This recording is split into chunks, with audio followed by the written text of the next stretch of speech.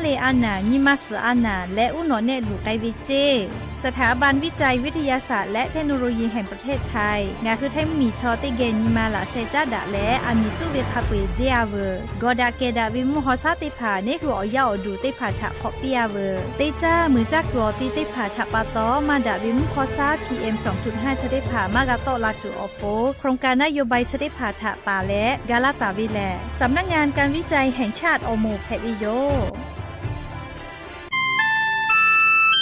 งาคือจังหวัดจีใหม่ออกข้อต่อเกือตีออกคโลโฆษณาติผาคือกาเวลโกจ้าดาลาเพวิโยออลโกงาคือจีใหม่ออกคโลเวสถานีวิทยุกระจายเสียงแห่งประเทศไทยจังหวัดจีใหม่แลออกข้อต่อเวสายาติผาสู่ไกเวกาวูจ้านอคือและโฆษณาติผาคือกาเวลโกจ้าดาคือโทรศัพท์นำบัตรแม่0 5 แซนี่สือขอ0ขอฮีไม่ให้เลกะ0ก้อนี่อ้อขอฮีง่าสือก้อโทรศัพท์นบะชเวทะจ้าดะและโฆษณาติผากุลาเพวิโยโอโบดะจ้าโอเวชเปอร์เหมือสงคาปอกว่าย้อจงโอดูธรรมาสถานีวิทยุภาษาชาติพันธุ์แห่งเดียวในประเทศไทยทันสมัยเชื่อถือได้แล้วพบกันที่สวทเชียงใหม่ AM 1476 กิโลเฮิรตซ์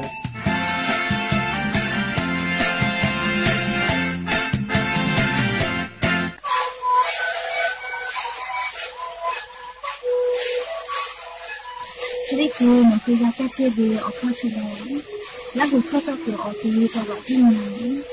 AM มาบ้าได้ที่โอหาสุดๆกิโลเฮิรตซ์เล่นเล่นหลับเอาพ่อเอายาแก้เชื้อได้หน่อยดูแลได้ชิ้นหน่อยเล่นเกิดไปเอายาที่หน่อยที่ต่อแล้วก็หน่อยชาติใจเล่นเล่นและหูคอก็ชื่อดีและงานและหูคอก็ชื่อสมานในข้าวโพดในดีโอ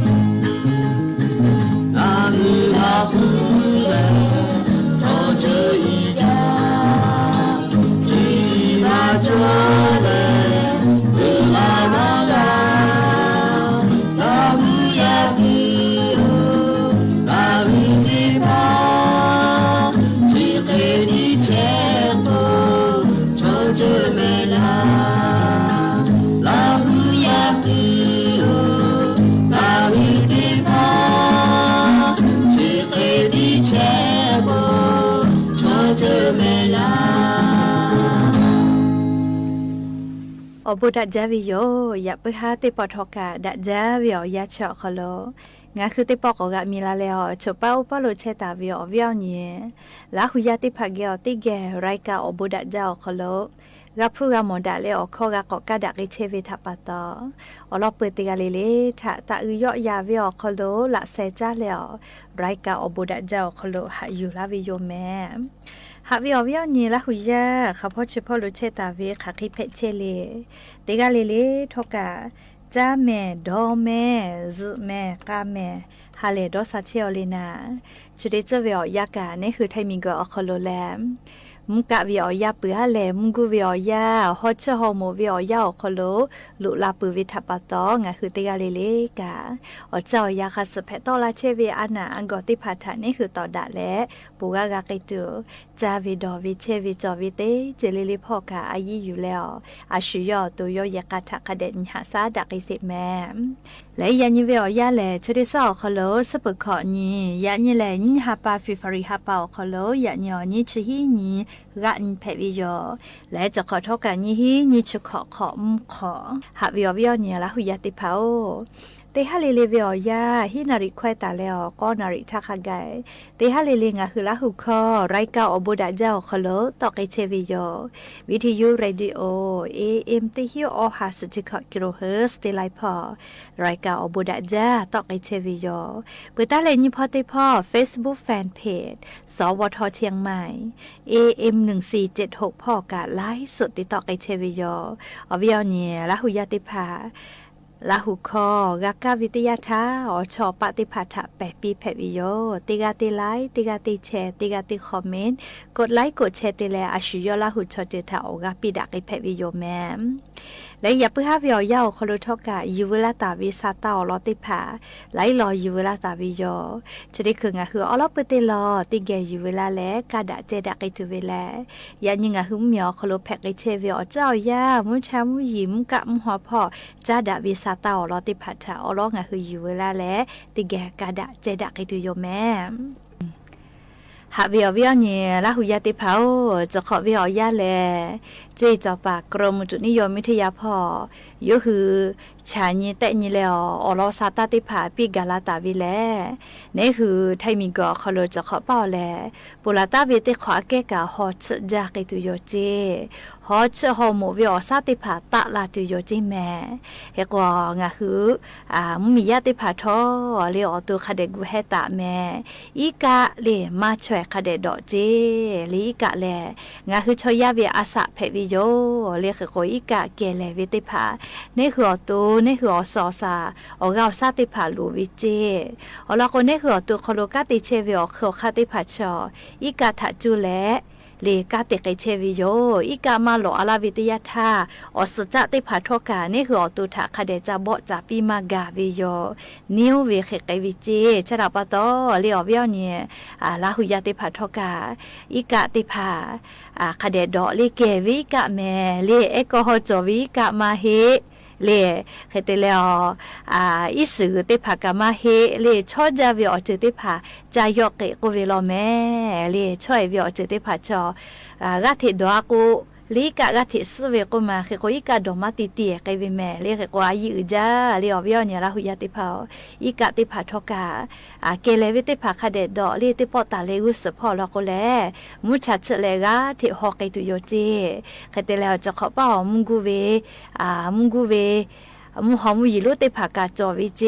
เลจะขอวิอยาซาตาพอหาอยู่แล้วคาเดกูให้กูฝาแม่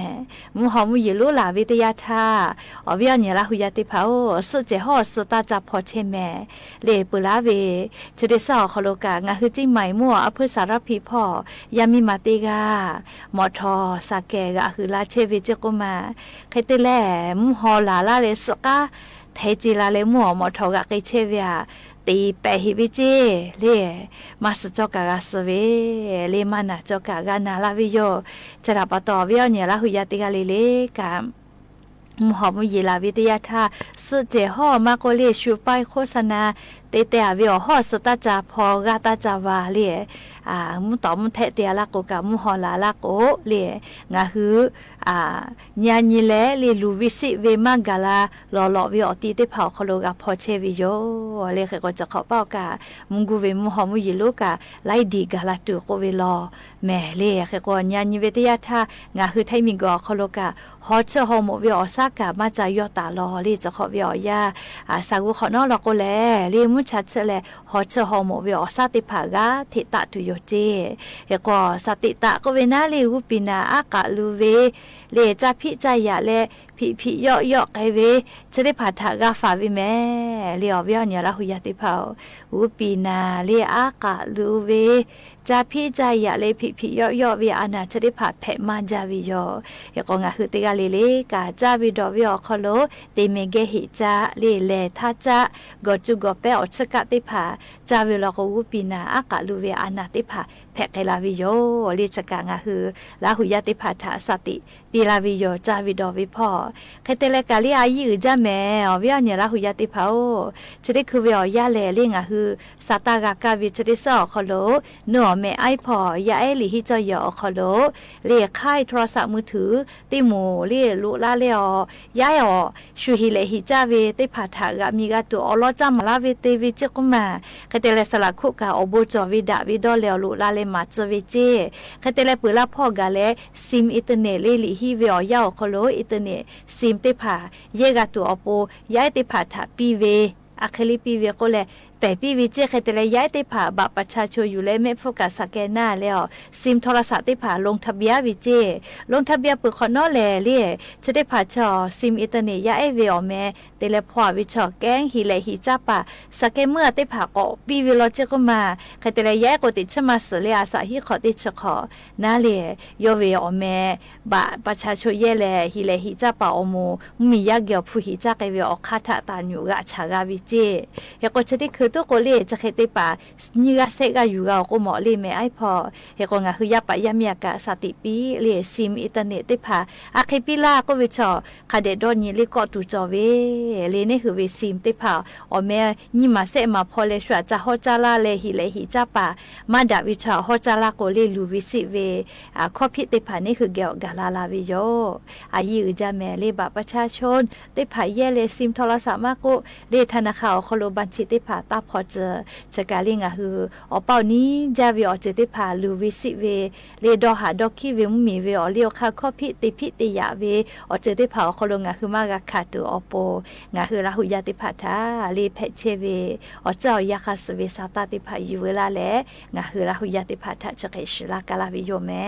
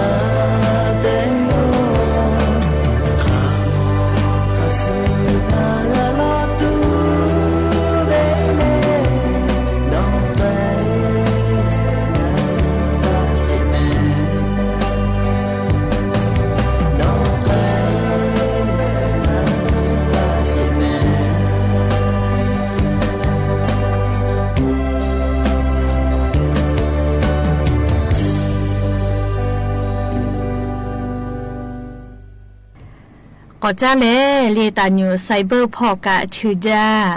ลีฮิออปตาเวลิมาโอปอเลออนไลน์พอก็ติฮอเวกะจอเวลก็มาชิบุญฮาเวอยาวคโลแลคาเวอแต่คาเวอปอโอเคกะฟืหาเจ้าแม่สาติก็สาติญาเกติญีฟืดะเปดะหาเจ้าเลงาคือชอยากะทีวีจอวิชอจอมาวิคาชูมาที่มาจอวิชอกะจอมาจาโลแม่ชเวกาลีตานูไซเบอร์พอออนไลน์พอกะชากาวิจีเล Facebook ติมาจะก็มาเพจพอเวคเตเลยยชอยามิมาโลจิปุระทาโลกัวประกันภัยฮอเวติกาจะก็มาเรียามิมาเฉลียคเตเลยย่อ Facebook เพจพอเวน่าเลียเพจพอแล้วย่อเวล Facebook เมชอปีระดา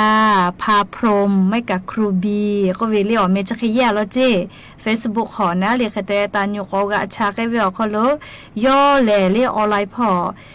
ลิฮิออเปตาวิลิมาอปอติฮอวิโลจีลิฮิจอยอเมบุเวมหาวิทยาลัยไลจอยเลีชูวิอเมอเยวินาลีอปอติเว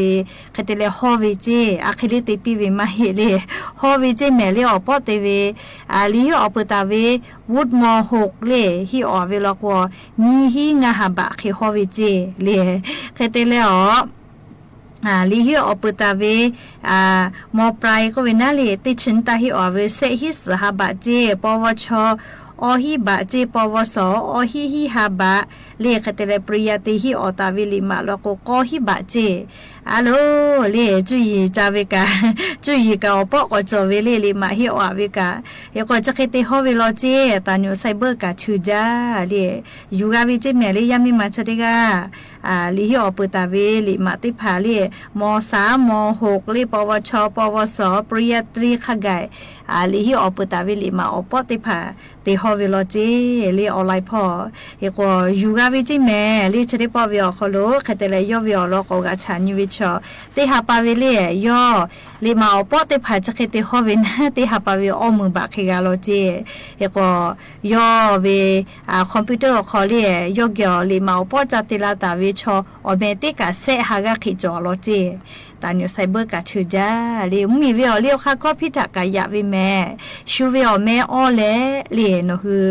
มาฮิเวอปอจะเคติจาเวแลมหาวิทยาลัยมาก็ลิฮิจอเยคาวิติกาเวอปอไลเซชูมอปออาจอยะเวเอกสารติภาอปอติวิชกะข้อพิจอเลทอขอกะกะเชเวแม่เลมือกะมือเลทอขอกะเพกเวโยเอกวเวอเนระหุยะติภากะเลมาฮิติเลลิฮิออเวลิมาติลากาก็วิชอเลขเดดอนยิแม่จะติดอวิลกว่ามาติเลก็กลัวขอนอชูกะชากาวิทยาทาเลเนี่ยคือกะกะยะตอลาวิโยข้อพิกะจอลาวิโย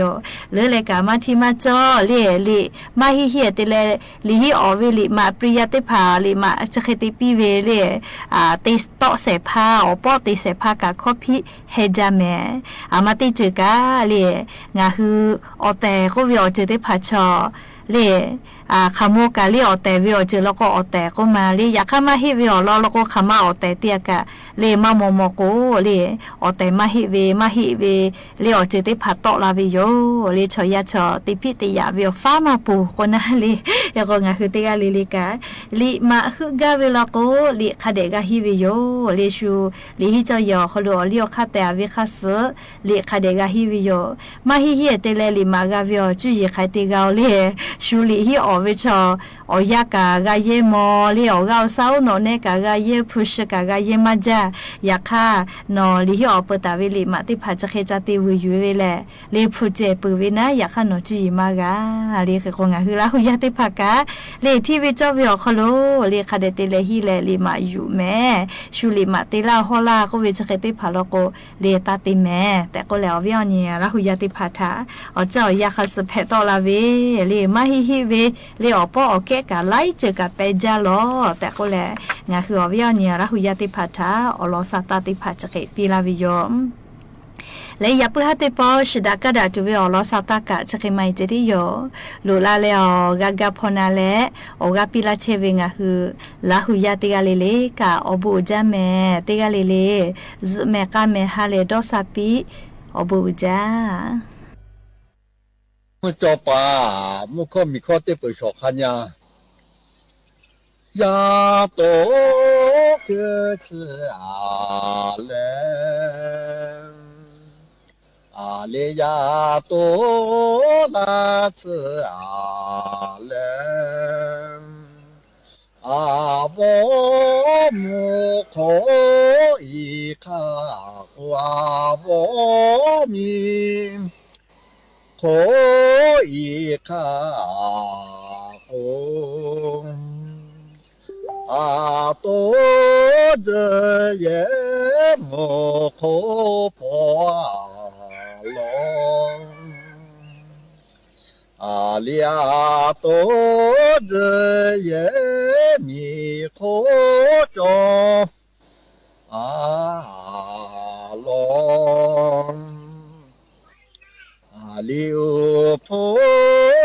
是了那奴呀，奴去马贝阿那，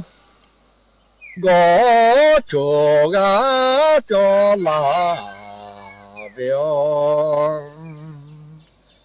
里做呀么扎嘛扎表。里多着也宝宝都是来那陪着个做老伊。木达米达，木太木米，木达米达木太。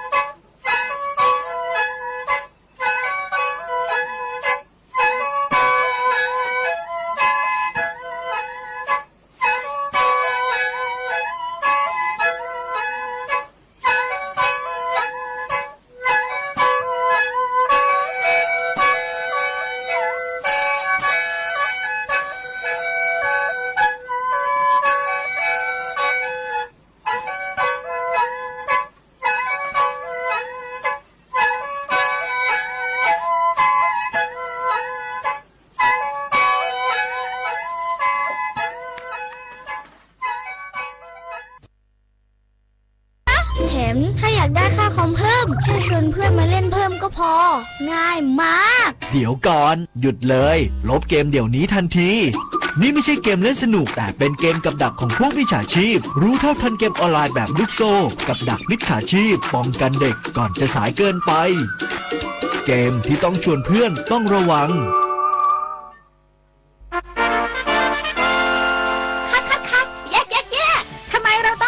ขยะด้วยเพื่อลดปริมาณขยะประหยัดเงินนำวัสดุหมุนเวียนกลับมาใช้ใหม่รักษาทรัพยากรธรรมชาติและทำให้สิ่งแวดล้อมดีขึ้นด้วยไง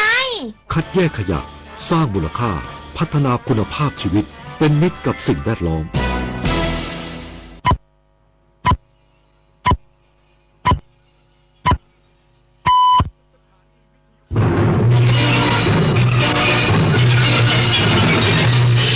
สถานีวิทยุกระจายเสียงแห่งประเทศไทยและเครือข่ายทั่วประเทศเสนอข่าวต้นชั่วโมง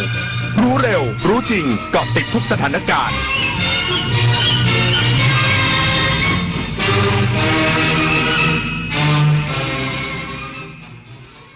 รับฟังข่าวต้นชั่วโมง 21 นาฬิกากับยุทธพรบานเย็นครับกระทรวงการต่างประเทศตั้งวอรูมติดตามสถานการณ์ในภูมิภาคตะวันออกกลางอย่างใกล้ชิดอีกสักครู่กลับมาติดตามรายละเอียดครับวัฒนธรรมไทยคือพลังที่เชื่อมอาเซียนจากรอยยิ้มอาหารดนตรีและประเพณีสู่การเรียนรู้แบ่งปันและเติบโตไปด้วยกันการท่องเที่ยวสร้างมิตรภาพศิลปะเชื่อมความเข้าใจและความหลากหลายคือหัวใจของภูมิภาคนี่คืออัตลักษณ์ร่วมที่ทำให้ไทยและอาเซียนก้าวไปข้างหน้าอย่างยั่งยืนอาเซียนสังคมเดียวกันก้าวไปด้วยกันหากทะเลพูดได้เขาคงไม่อยากได้ขยะหากสัตว์ป่าพูดได้เขาคงอยากอยู่อย่างปลอดภัยพื้นที่ป่าคือบ้านของสัตว์ป่าทะเลคือบ้านของปลาและหมู่สัตว์ทะเลโลกใบนี้ไม่ได้มีไว้ให้ใครคนใดคนหนึ่งแต่มีไว้ให้ทุกคนอยู่ร่วมกันไม่ทำร้ายไม่เบียดเบียนแล้วโลกก็จะดูแลเรากลับเช่นกันเพื่อให้เด็กอย่างพวกผมได้โตไปกับโลกที่ยังอุดมสมบูรณ์และธรรมชาติที่สวยงามนะครับแจ้งเตือนจากธนาคารบัญชีคุณมีความเสี่ยงกรุณากดลิงก์ยืนยันด่วนระวังข้อความแจ้งเตือนจากธนาคารบอกว่าบัญชีมีความเสี่ยงถูกอายัดหรือบอกว่าคุณได้รับรางวัลอย่าเพิ่งคลิกนี่อาจเป็นฟิชชิงกลโกงออนไลน์หลอกให้กดลิงก์หลอกเอารหัสผ่านและเงินในบัญชีธนาคารจะไม่ขอรหัสผ่านไม่ขอข้อมูลส่วนตัวทางลิงก์จำให้ขึ้นใจรู้ทันฟิชชิงคิดก่อนคลิกตรวจสอบก่อนโอนสำนักงานปลัดสำนักนายกรัฐมนตรีขอเชิญบุคคลหน่วยงานและโครงการเสนอชื่อผู้ประกาศเกียรติคุณเป็นค่าของแผ่นดินประจำปี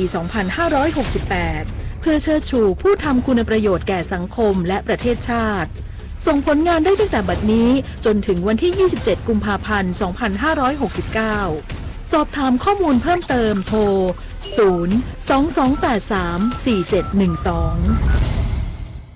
กระทรวงการต่างประเทศตั้งวอรูมติดตามสถานการณ์ในภูมิภาคตะวันออกกลางอย่างใกล้ชิดพร้อมจัดเตรียมแผนอพยพคนไทยในกรณีฉุกเฉินนายเสียศักดิ์พงษ์เกตแก้วรัฐมนตรีว่าการกระทรวงการต่างประเทศเปิดเผยว่ากระทรวงการต่างประเทศได้ติดต่อสถานเอกอัครราชทูตไทยทุกแห่งในภูมิภาคตะวันออกกลางอย่างต่อเนื่องเพื่อติดตามและประเมินสถานการณ์และแจ้งคนไทยในพื้นที่ในวันนี้ภายหลังเกิดเหตุปฏิบัติการทางทหารได้ออกประกาศแจ้งเตือนคนไทยโดยเฉพาะในอิหร่านและอิสราเอลให้เร่งเดินทางออกจากพื้นที่รวมถึงขอให้คนไทยที่ไม่มีความจำเป็นพิจารณาทบทวนการเดินทางไปยังพื้นที่ที่ได้รับผลกระทบรวมทั้งยังจัดตั้งศูนย์ติดตามสถานการณ์หรือวอรูมติดตามและประเมินสถานการณ์ร่วมกับหน่วยงานต่างๆรวมถึงสถานเอกอัครราชทูตในภูมิภาคอย่างใกล้ชิด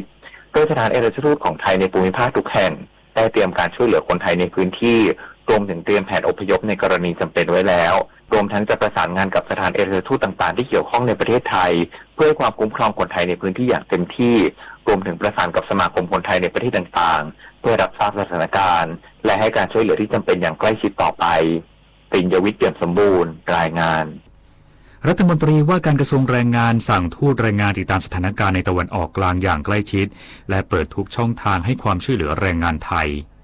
นางสาวตรีนุชเทียนทองรัฐมนตรีว่าการกระทรวงแรงงานแสดงความห่วงใยแรงงานไทยในอิสราเอลหลังเกิดสถานการณ์ความตึงเครียดในตะวันออกกลางและมีแนวโน้มทวีความรุนแรงอาจส่งผลกระทบต่อสวัสดิภาพของแรงงานไทยที่พำนักอยู่ในภูมิภาคดังกล่าวโดยได้กำชับให้สำนักงานแรงงานประจำสถานเอกอัครราชทูตณกรุงอาบูดาบีสหรัฐอาหรับเอมิเรตส์และฝ่ายแรงงานประจำสถานเอกอัครราชทูตณกรุงเทลอาวีฟประเทศอิสราเอลติดตามสถานการณ์อย่างใกล้ชิดและเตรียมพร้อมให้การดูแลแรงงานไทยหากเหตุการณ์รุนแรงจนจำเป็นต้องอพยพสามารถดำเนินการได้ทันทีพร้อมประชาสัมพันธ์ให้แรงงานไทยติดตามข่าวสารจากสถานเอกอัครราชทูตณกรุงเตหะรานฝ่ายแรงงานกรุงอาบูดาบีรวมทั้งหน่วยงานของทางการอิหร่านอย่างใกล้ชิดและขอให้มั่นใจว่ารัฐบาลไทยทั้งสถานทูตและกระทรวงแรงงานจะให้ความคุ้มครองดูแล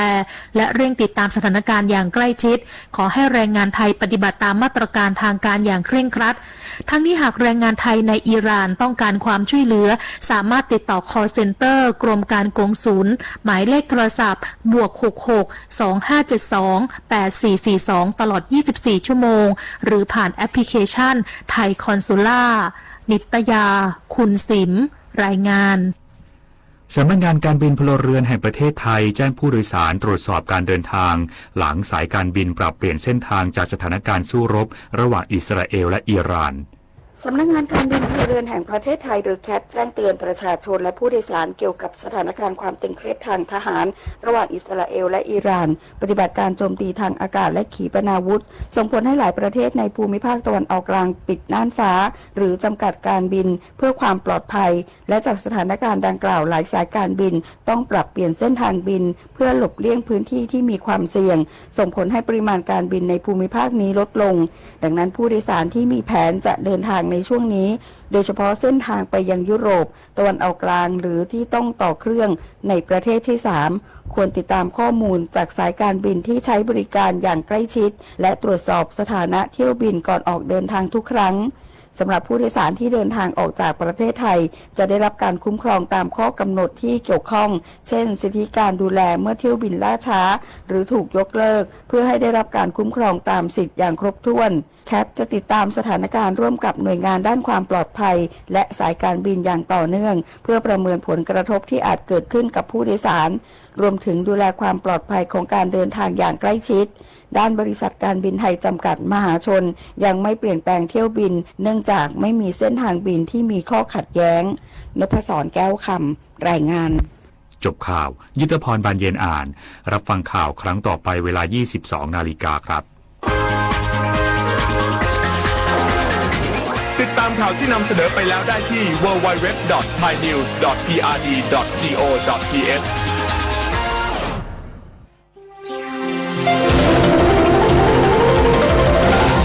วิทยุแห่งประเทศไทย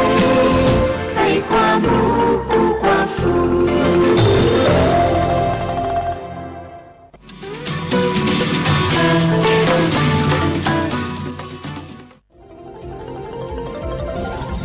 วิทยุแห่งประเทศไทยให้ความรู้กู้ความสุข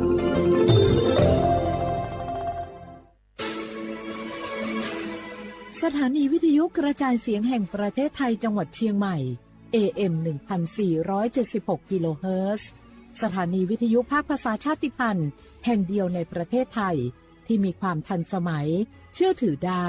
สร้างอัตลักษณ์กลุ่มชาติพันธุ์สู่สากล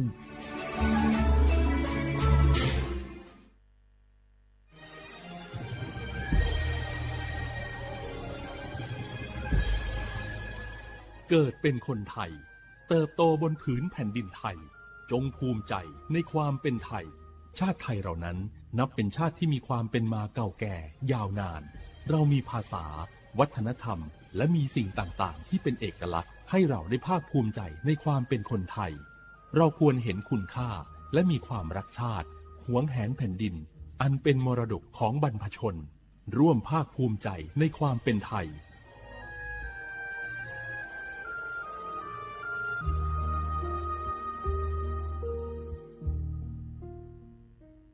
สปสชโยอานาลูอาดูยมุจซาดูลาญาอนาโกโลคุมญาอุตาจซาดูจิองลังเนญานีอุโลเม บัตรประชาชนยาชกขาดมีเช่งาหวงแนงาเชวุยหวงกนีข้อติบัตรทะยักความดันเบาหวานชดเชยวัณโรคมะเร็งขาแมนักก็ชดเชยยินกลายพันธุ์ของมะเร็งเต้านมมะเร็งอัดเชื้อแมมโมแกรมโฮอัลตราซาวน์แนชดเชยมะเร็งปากมดลูกชดเชยบออุมามะเร็งนักกงาลาและตัวเฉียงเชโฮบูเดียงเชโฮขาแม่เสดงเชลสิญญาเจมอนาสปสชติซุ่มจำยอสปสชเขตหนึ่งเชียงใหม่นากาจำยองาซุ่มยี่เยงาซุ่มงาปโยดามอเดนากาตีโกจำยอนึมานาโกนาลูเดนากาติซุ่มยี่ซุ่มโยกานาลูก็ดูไม่ได้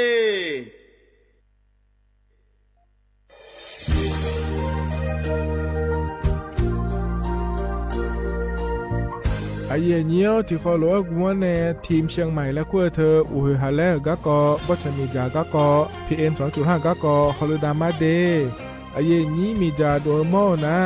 ทกศูนย์อำนวยการและแก้ไขปัญหาไฟป่าหมอกควันและฝุ่นละอองจังหวัดเชียงใหม่ละคือนากาซาโบจำยองาซุมตีนีเย่จำยอเยียงจางเลยยังไม่เดเจ้ามาเมื่อฮอปาย้อนยุ่มได้ยังอาเดเย่เนี้ยวทกปชมีจาอุยฮาเลฮอนใน PM 2.5 กะกอฮอลดาอากะกะมาคาทกแอปพลิเคชันไฟดีและขั้วปาเนออนุมายานะมีจามาบิเคเจเดอันอายามก็ดูนะขอนี้อันตีบาลาติเสียในอันสุมเชติบาลางาซีอะคนนี้พังหายาโกช่วยกันนี้อาส่วนมาคาจะบ่อนายย่อปายุบ่อยเจเดเนื้อเหมือในสำนักงานประชาสัมพันธ์จังหวัดเชียงใหม่ในที่ฟอลโล่กุมะ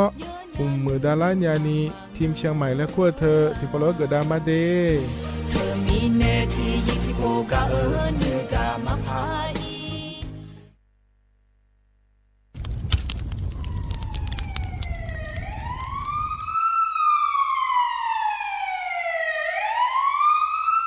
สิญญามาโลอัดเดือไทยมีขอในละตาฮอปามีจายโคนาลูเปื้อบ่ชอที่ยับยุ่มแลก็แงกวยเชบยุ่มเกนีมีอันนี้นะช่อหาในอาหุมโปยามุงเอาอย่าเผลอในอดัวบ่เขอในโอเยหุมามีจาเขอมีในอูเฮฮาและ PM 2.5 เธออัดเดือช่อหายายีที่โคยุ่มเลงาเจเดสปอนาลามาเลเปียลานือมานากอเปียลาในอุดุมอินุมขอเดลางาเจอเดือไทยช่อหายกานาลูกุมะเนมีจาทักเคเดมือละเนสายเหมืออเดือยาอุปายมันบีแดญาผาเธอกะ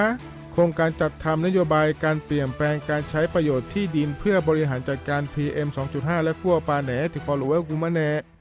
เนื้อเหมือเนสำนักงานการวิจัยแห่งชาติพปาแหนจากการงาเด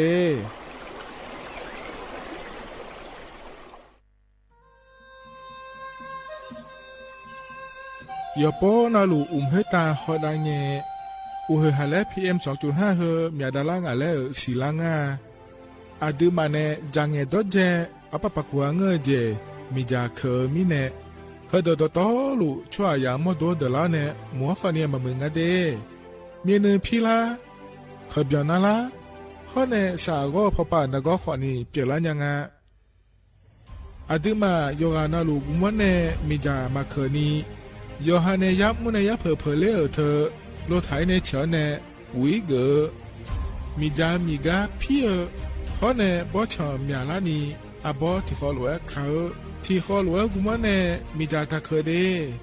เหมือเนโยฮานาลูเวอยู่เหมือนจะซาโดนีจอนยาผาเนื้อเหมือเนสำนักงานประชาสัมพันธ์ที่3กรมประชาสัมพันธ์พปาเนจากกาเงเด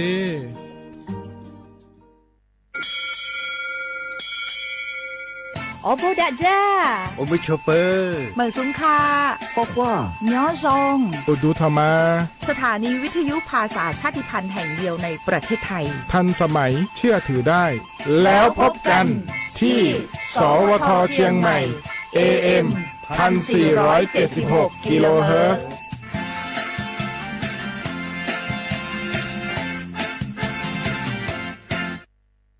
ข้าชอแม่น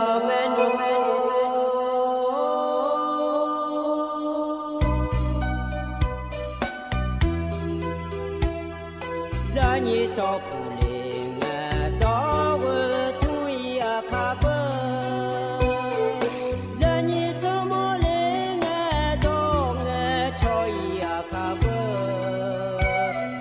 错怕马西走茶路那一个，什么个那马西过来呀一个，朋友马西啦，错了马就来个接，马西啦不差啥啦马就啊个接，朋友马西。cho rằng aje masila na bunyi a cho rằng aje insila yo ha cho mia sila ngena nya yo ha cho ha mia da yu ni nyai we cho mia tu le yu nya du mia mo le cho lu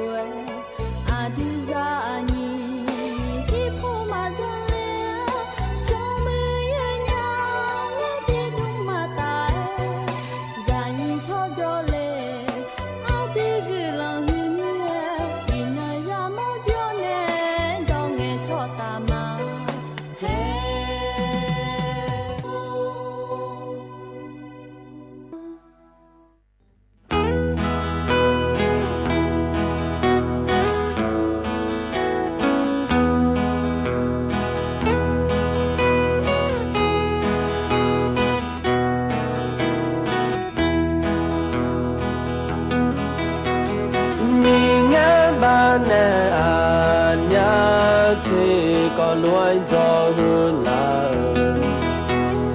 ya wo i mia la ma ne ho ala mi nga ba ne a nya ti có luai cho hơn là ya wo i nhum ma nó ma nghe lên nhà nghe lên miếng mì ô đã mà ya chúng ta rồi đum nghe ra là bỏ u ye nghe mi anh nghe nó mẹ chú họ nữ cả bia đồ thế gì nó mà nghe lên nhà giờ cũng không thể là khuê cho nghe miệng lòng ya chỉ bỏ mô nhớ cho đủ mà đã cho cô ở đó đủ ya chỉ bỏ mô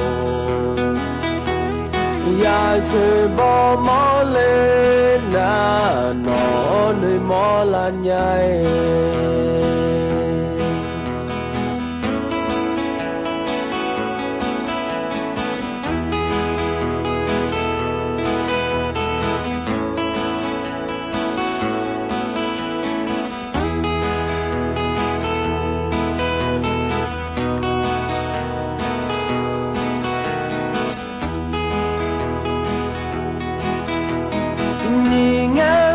nè à nhá thì có luai cho hơn là ya wo i mía la mà nơi họ la mi ngã ba nè à nhá thì có luai cho hơn là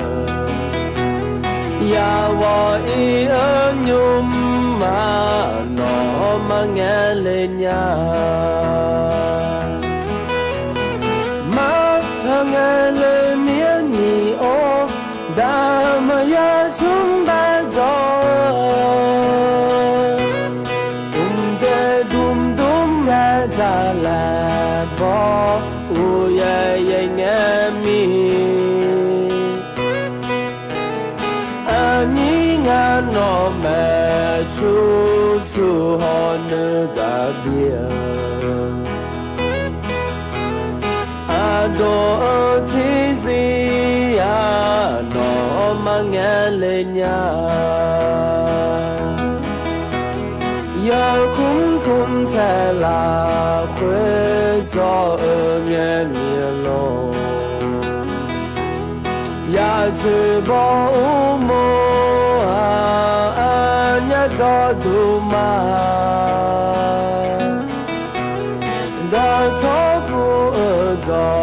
杜呀，去保姆，呀，去保姆嘞，那诺女莫拉伢。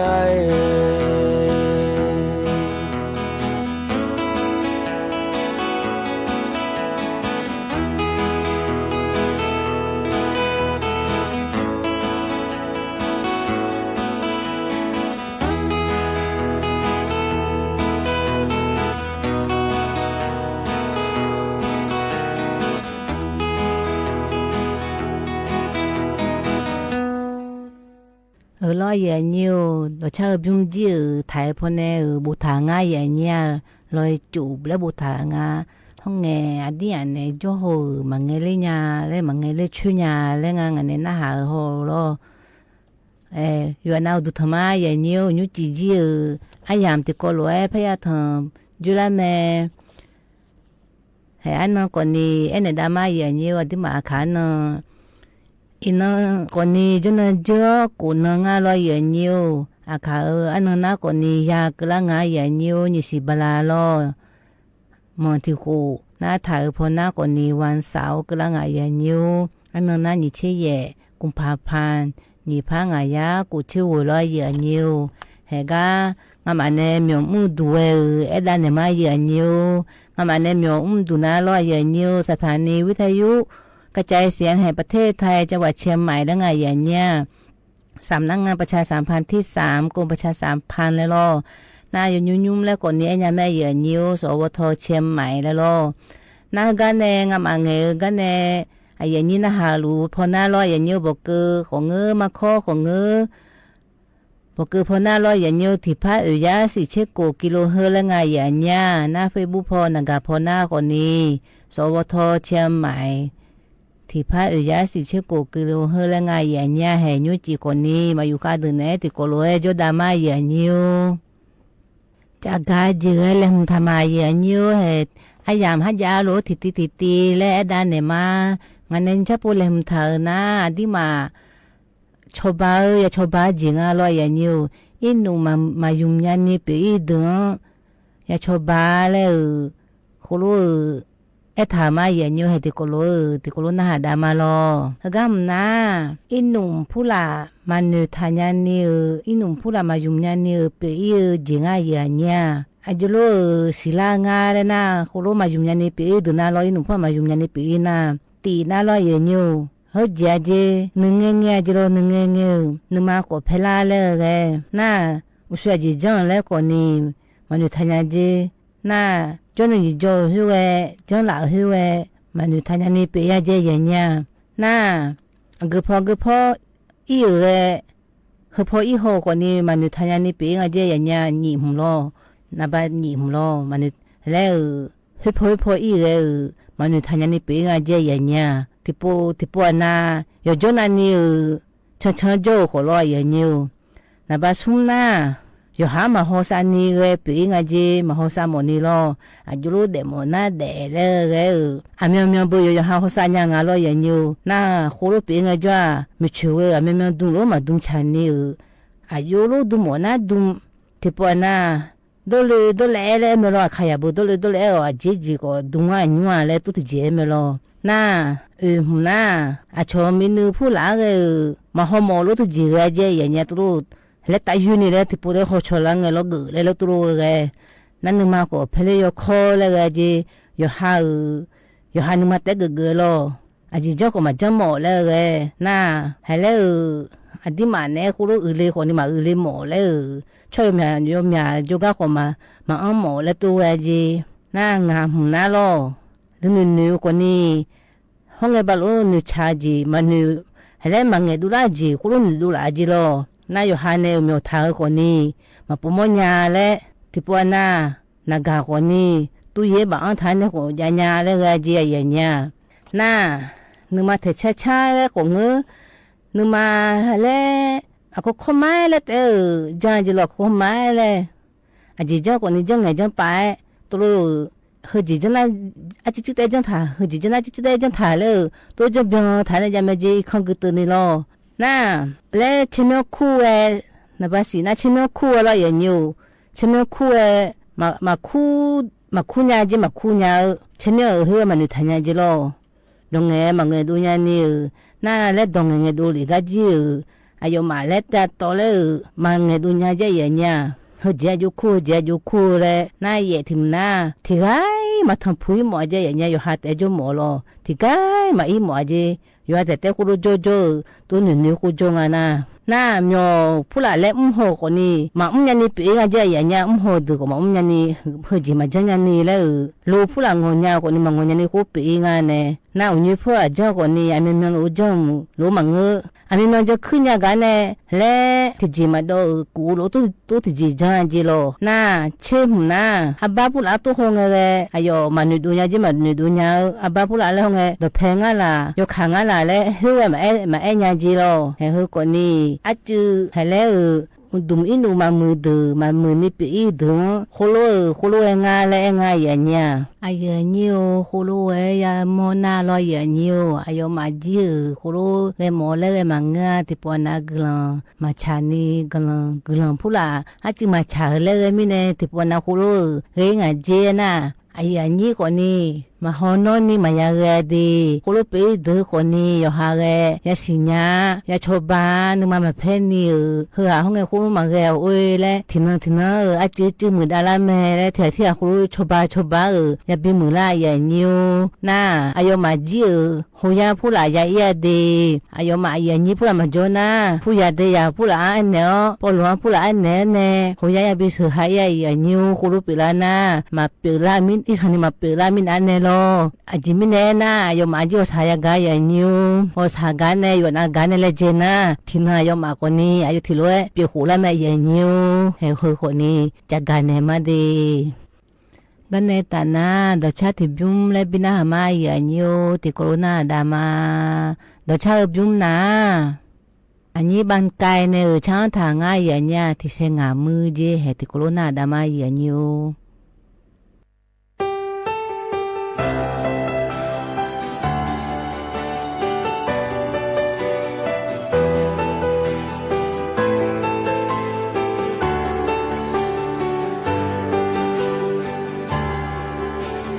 Yo mai ganya non be no ne te nga jo mo koni ma yukanya aguloe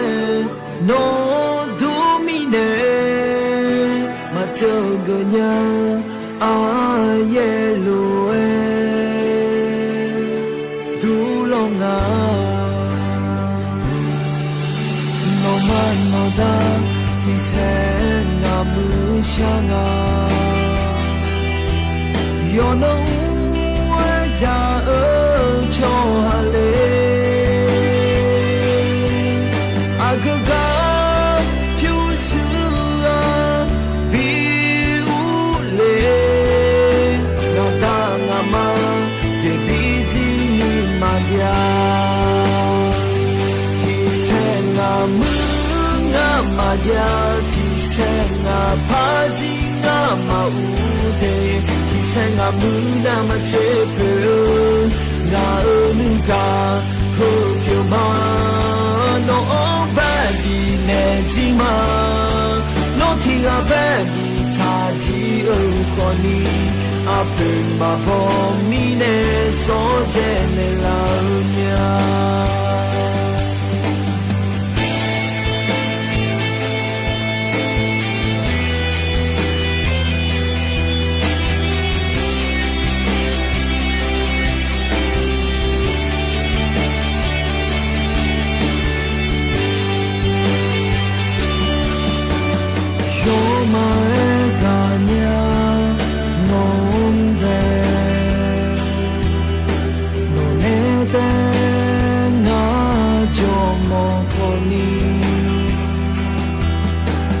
ยุคาญากุโลเอโนดูมิเนมาเจอกันยังอาเยโลเอดูลงอาโนมันโนดาที่แสนงามมือช่างอา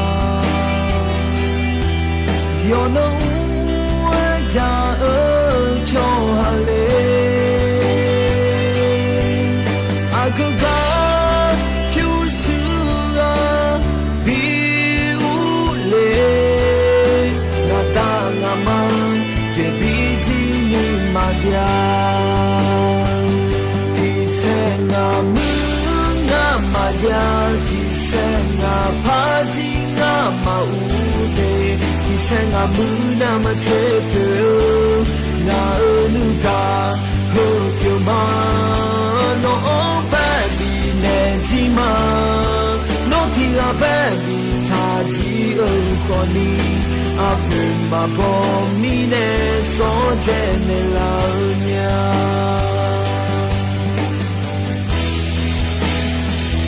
ที่เซงามืองามาญาที่เซงาพาจิงามาอุเตที่เซงามือนามาเทเปงานุกาโฮเกียวมาโนเบบีเนจิมาโนทิอาเบบีทาจิโอคอนีอาเป็นมาบอมีเนโซเจเนลาญางานุกาที่เซงามือเบมาเบเลลองไง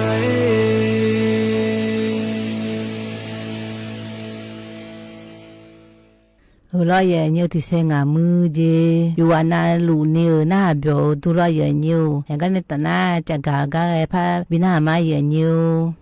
gam na lo ye nhiều à đi mà ở gì mà bỏ phu là gia mi này phùng pm phu là gia mi này à đi mà mi nữ phu là mà bỏ phu là nghe dù lo cho nga le ở đây này mà để ye như thế u hơi gia le phu là phùng PM 2.5 และอาจิมิเนนะอาติมามามอลาเมียรออยู่หามินึงเนี่ยมาฮอและมาฮอมอยาเมียตัวกนี้ยาฐานเนี่ยยาเมียอาติมามินึผู้หลาโคโลลาอาเจยญานามินึผู้หลาโคโลเวลานาลออาจิผู้หลาเยอะไม่พี่ผู้หลาพี่โคโลเวเจผู้ PM ถูกมีอันนี้พญานาคที่มาอาจีพูดอาจีเยอะที่ปนมินเขพูดเอาโคโลดูตัวงานละอาจีพูดพญานาคพญางานเราที่เดือนนี้เจอนี่พปีงานเราที่ปนนาที่เดือนน่ะก็มินดอนจีโคเทเลแล้วควายอย่างนี้ให้เดือพเกินะพญานาคคนนี้ดีพยอเลียเรามินแบบนั่นที่ปนนาทุนน้ำเชี่ยวพปีอย่างเงี้ยอย่างเงี้ยแล้วหัวยาก็ยังอีผานี่เรา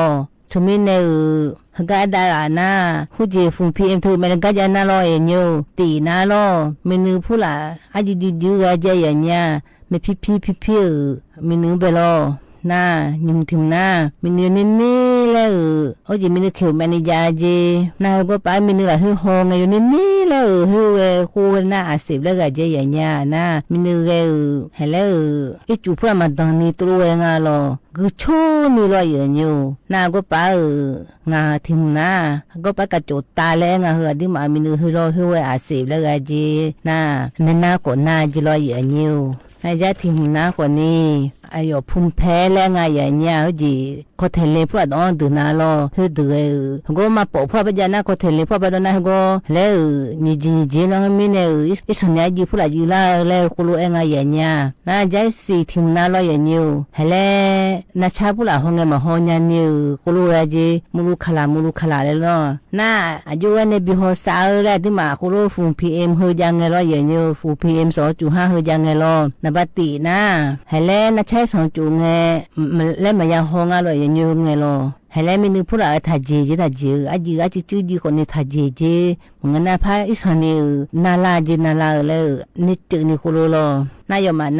năm ta thiam lên ngay nhà có ba hư ya anh đi mà lấy ya yong lo chỉ phải yêu khoa nghe còn này lo anh đi mà mình phụ là chủ phụ là đàn khô ya bị cái ngay nhà na thì phụ na chơi sang phụ là chủ na thì phụ na phiếu khá lấy em lo như phiếu khá hư ya khá ngay nè hư còn này chữ lấy anh đi mà mình là hư cho ba nhà ngay nè có thể lên cái đồ lo ya nhiều anh đi phụ là đi ra na còn này hư mà cái này thế hệ hơn là lấy nga na hư từ cái này đi phải đi ra na còn này à cho phiếu khá lấy từ còn này hư từ có cái lấy nga ya nha anh nhớ lúa cái này hư mình này là lúa hư na mà chỉ phải na còn này mình nói rằng này na mình nói rằng này cái na còn này ya nhiều hay là à không mai mình nói họ sao được cho cái gọi là inga ya nhiều hay còn này phun PM số chủ hàng cái này khối cái này bị cái này gì cái này khối bị mình này chắc cái này mà ya nhiều một phao họ sao嘞khối à chỉ chứแต่cái này còn này thà gìแล้วmình thà gì嘞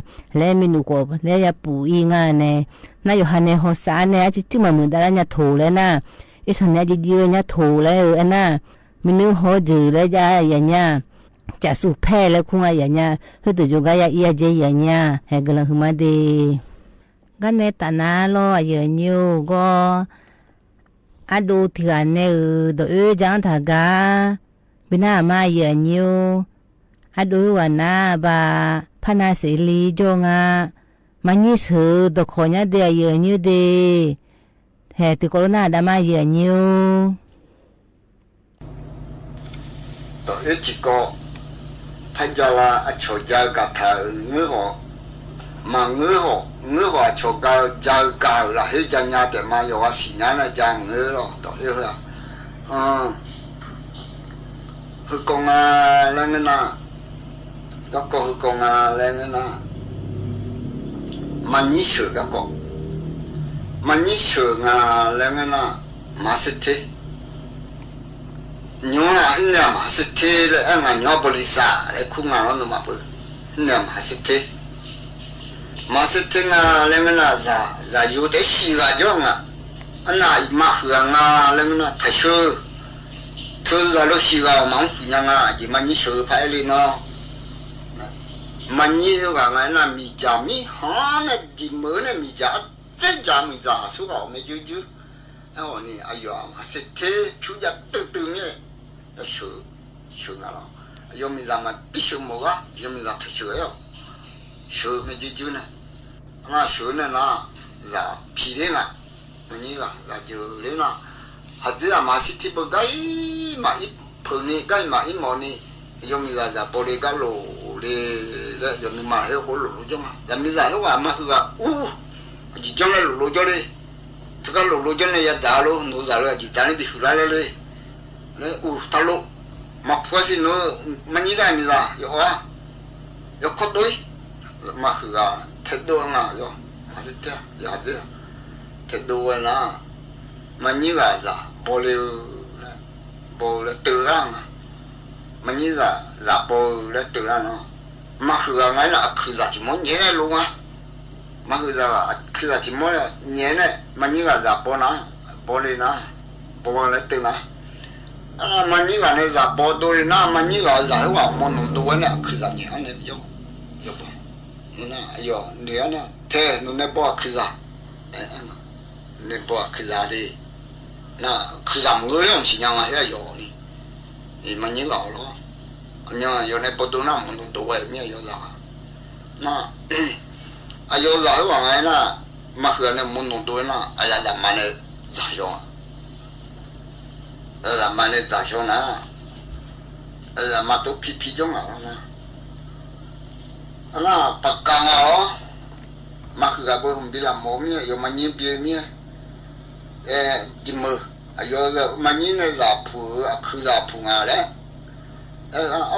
số hạ khử giả phụ số hạ mơ mình bị cho số hạ phụ mình bị cho nhà, ya đặt cái đấy, đặt cái đấy, nè, thiếu cả này, lúc có mà khử giả chứ, nè, khó lúc có cái gì nè, xem được nè. 说蛤蟆这样那个嘛呀也来讲，那去干呢，送弄的好多安来呢，干不谁呢？比不谁了，都干不呢比不哪了，不呢不呢，如果要么。如果我面对就如果了面对我不对呢我不谈呢我那对呢就如果啊譬如我呢好裝啊佢冇出呢咯你話有呢鋪佢就咧佢冇出呢都裝啊那有呢鋪在話冇弄對呢啊咱們呢咱呢啊咱們不啦是不啦我是不平啊zaman mana pelang nasi papina zaman na puena anyu le phatza mana anyu umang ane ne chesi papina chesi pina anyu ne bole na no anyu ne bole na abo anya yoga phela anyu bona yoga phela ya chugu na yoga phela anyu ne abo anyu le bona bona chufu boy bona chufu na amu munyala ayo ma chone amu no madam boy madam boza seo yin enya ji no enga lo yo ma cho o la bola ayo madam bola enga le bola cho le o som bo madam boga swa de nya bomne ri ali madam bomne enga bo ma cho nên trên là tôi này bỏ dạ bỏ bom này anh nhiều mình nói cho thế tôi chẳng là gì cả nha nhưng mình nói cho thế tôi chẳng anh nhiều nạp bỏ chỉ anh nhá anh nhiều đồng miêu anh vậy nhá anh nhiều lão là thằng chỉ anh nhá anh lên nước bia này để ao bia nhá lấy bia gì à cho anh nhiều khi đó là na bỏ là cho anh nhiều khi lần này anh nhiều chăm này bỏ là khu là những bên nó mà nạc cả để chẳng nào này à nhiều cái này bỏ chăm anh nhiều bỏ là khu ấy không cho vào bỏ cảเลยgì ô thằng bị khui đó hè bỏ làm mà cho khui làm na chăm này chăm bỏ là chăm này chăm là bỏ là cú thì cái chỉ lối giải quá ayo mà mẹ theo chỉ thế nhá mà là sung bố cái này cho hàng nhà mà thế sao đấy mà xong ủi mẹ nhị bố sung bố chị em này chị em xia gà đấy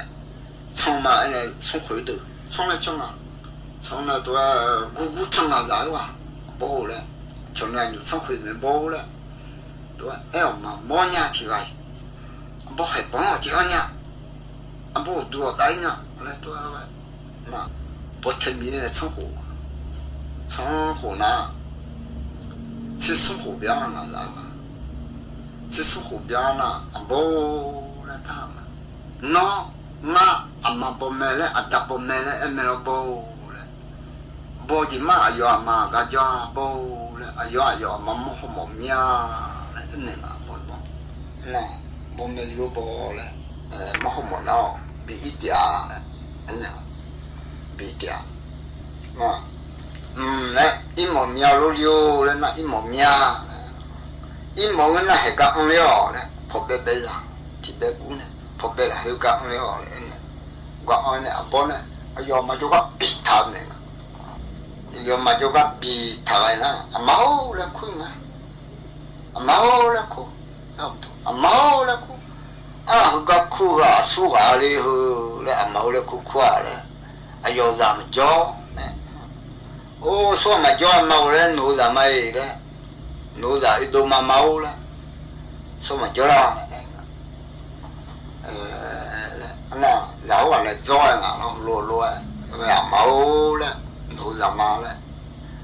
哎呦嘞，教啊，哎呦阿当不老嘞，不难啊，要嘛，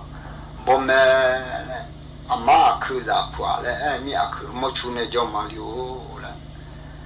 那咱们咋了完啊？两个呢？嘿，从那个好些家啦，阿姐，还这个没别的。habis le mo kat ya lai ne to bin ne ya ji nyong thai mo ho a ji on le yo he mo on ne habis mo thai mo be ne ho ana linga no ta ga lu jo ne no ha me no ma hu ga shi ga jo liu ne ayo chi ga jo le ma tu ayo la pu ayo bo ha khu za nyo ne jo mya khu pu nga la khu chu ne jo ma liu le ne nga ma o ma ni ne ma khu ne jang nga ayo ma o le ne no ta lo ga wa jo me ayo le le nga le do na za he shi men no ne le do na pai di ayo ma shi men no ti ga pyo ne he ti ga po pyo ne ti yo la wa mi ti ga nya jong pa chi jong chi o ne ayo ma shi men no ti po pyo ne he ti ga pe chi chi ga nya ni ti no le ho chi de pai di de ti no di ga nya la ni no son no na no a go khang la le na nga bo khang la ho chang mai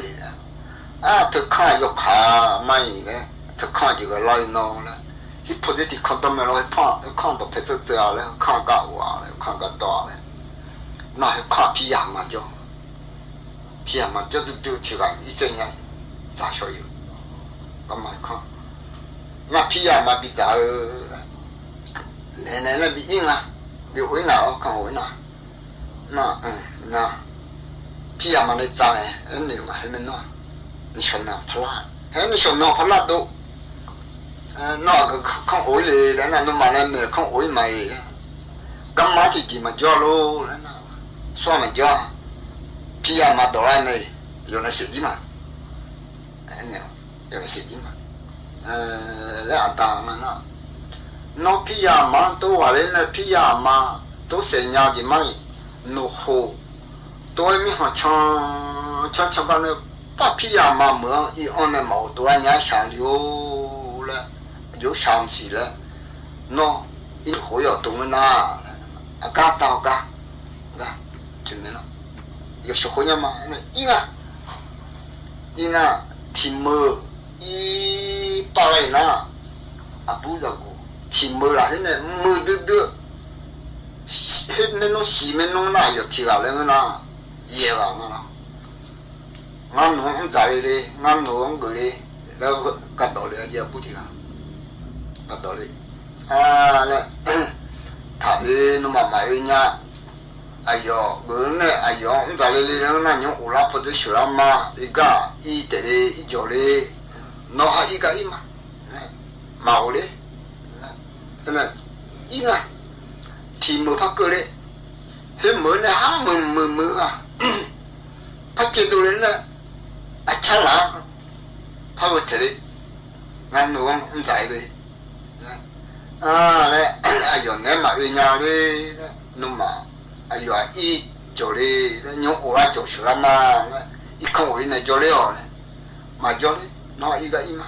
nó xin nó để ra ai chắc thế vậy thì mở phải ít bao vậy vậy thì mở đôi này hắn mở phải chế đôi này đồ tốn đi phèn vô thể đi ngang nông giải đi nhưng mà ở nhà đi để cho giàu giờ ít cho đi nhung lại cho số này đi mà cho giàu nó ít cái mà ít ngã số này thì mình nó xí mình nó ít mà lúc bảo hư liều thì bảo phải giàu gì phải giàu nào lúc bảo hiểu qua mà chơi nhá lo hơ lo đã lo hơ mà chọc mà chọc na nu mà chỉ là mà anh anh giờ thiệt đấy im mà đấy anh đi phật đấy phật khu đấy phật đấy nó anh đi này sao vậy giờ đi liền nu mà cái chỗ giàu đấy na phật đấy anh này sao vậy này anh giờ hồ dùng ít ăn mà hồ nó cho mỏ máu lúc hồ nó sẽ hồ đi lại để chỗ dân này tôi liều nó tôi mà ủa lắm mà nó rồi nó không ủa mà hồ 我哩妈妈人那小姑娘那不了，那皮呀嘛，下天天了有了，那下天天那下嘛不是伢那啊，胡是家里嘛，那里面那要西面的，东那有空嘛，还讲那胡，跑别个偏呢，啊比安呢，是胡了啊，那皮呀嘛的下不了嘛不是伢。啊，好啊，谁家里的屋里啊，有皮呀嘛，都是我天上就在哇，明白吗？啊，好啊，学了屋里那两个呢，都开，什么老都开，什么老都开，什么老都开，这多皮呀嘛，在我的手机，我把我这个给抬了嘛，把抬了啊，好啊，多的呢，后面弄起啦，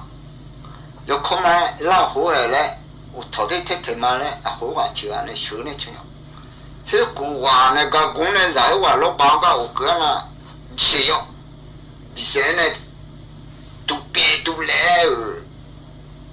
to e sa ji yo tu pe tu le ha lo bia myo to jong ji ji ai wa di se ne he si men no ne la di se ne na to di se nga na lam nia bu song wa to na to tôi cho mà na bây giờ tôi là gì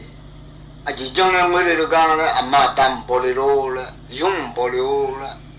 dùng bộ na dùng ở đây amma ta chụp bộ na amma ta cho ở đây mà cái nó nhang nó mới thà cho này nhung ai giờ này bị cái chẳng anh này bây giờ giờ khó bị cái chẳng mau chả mà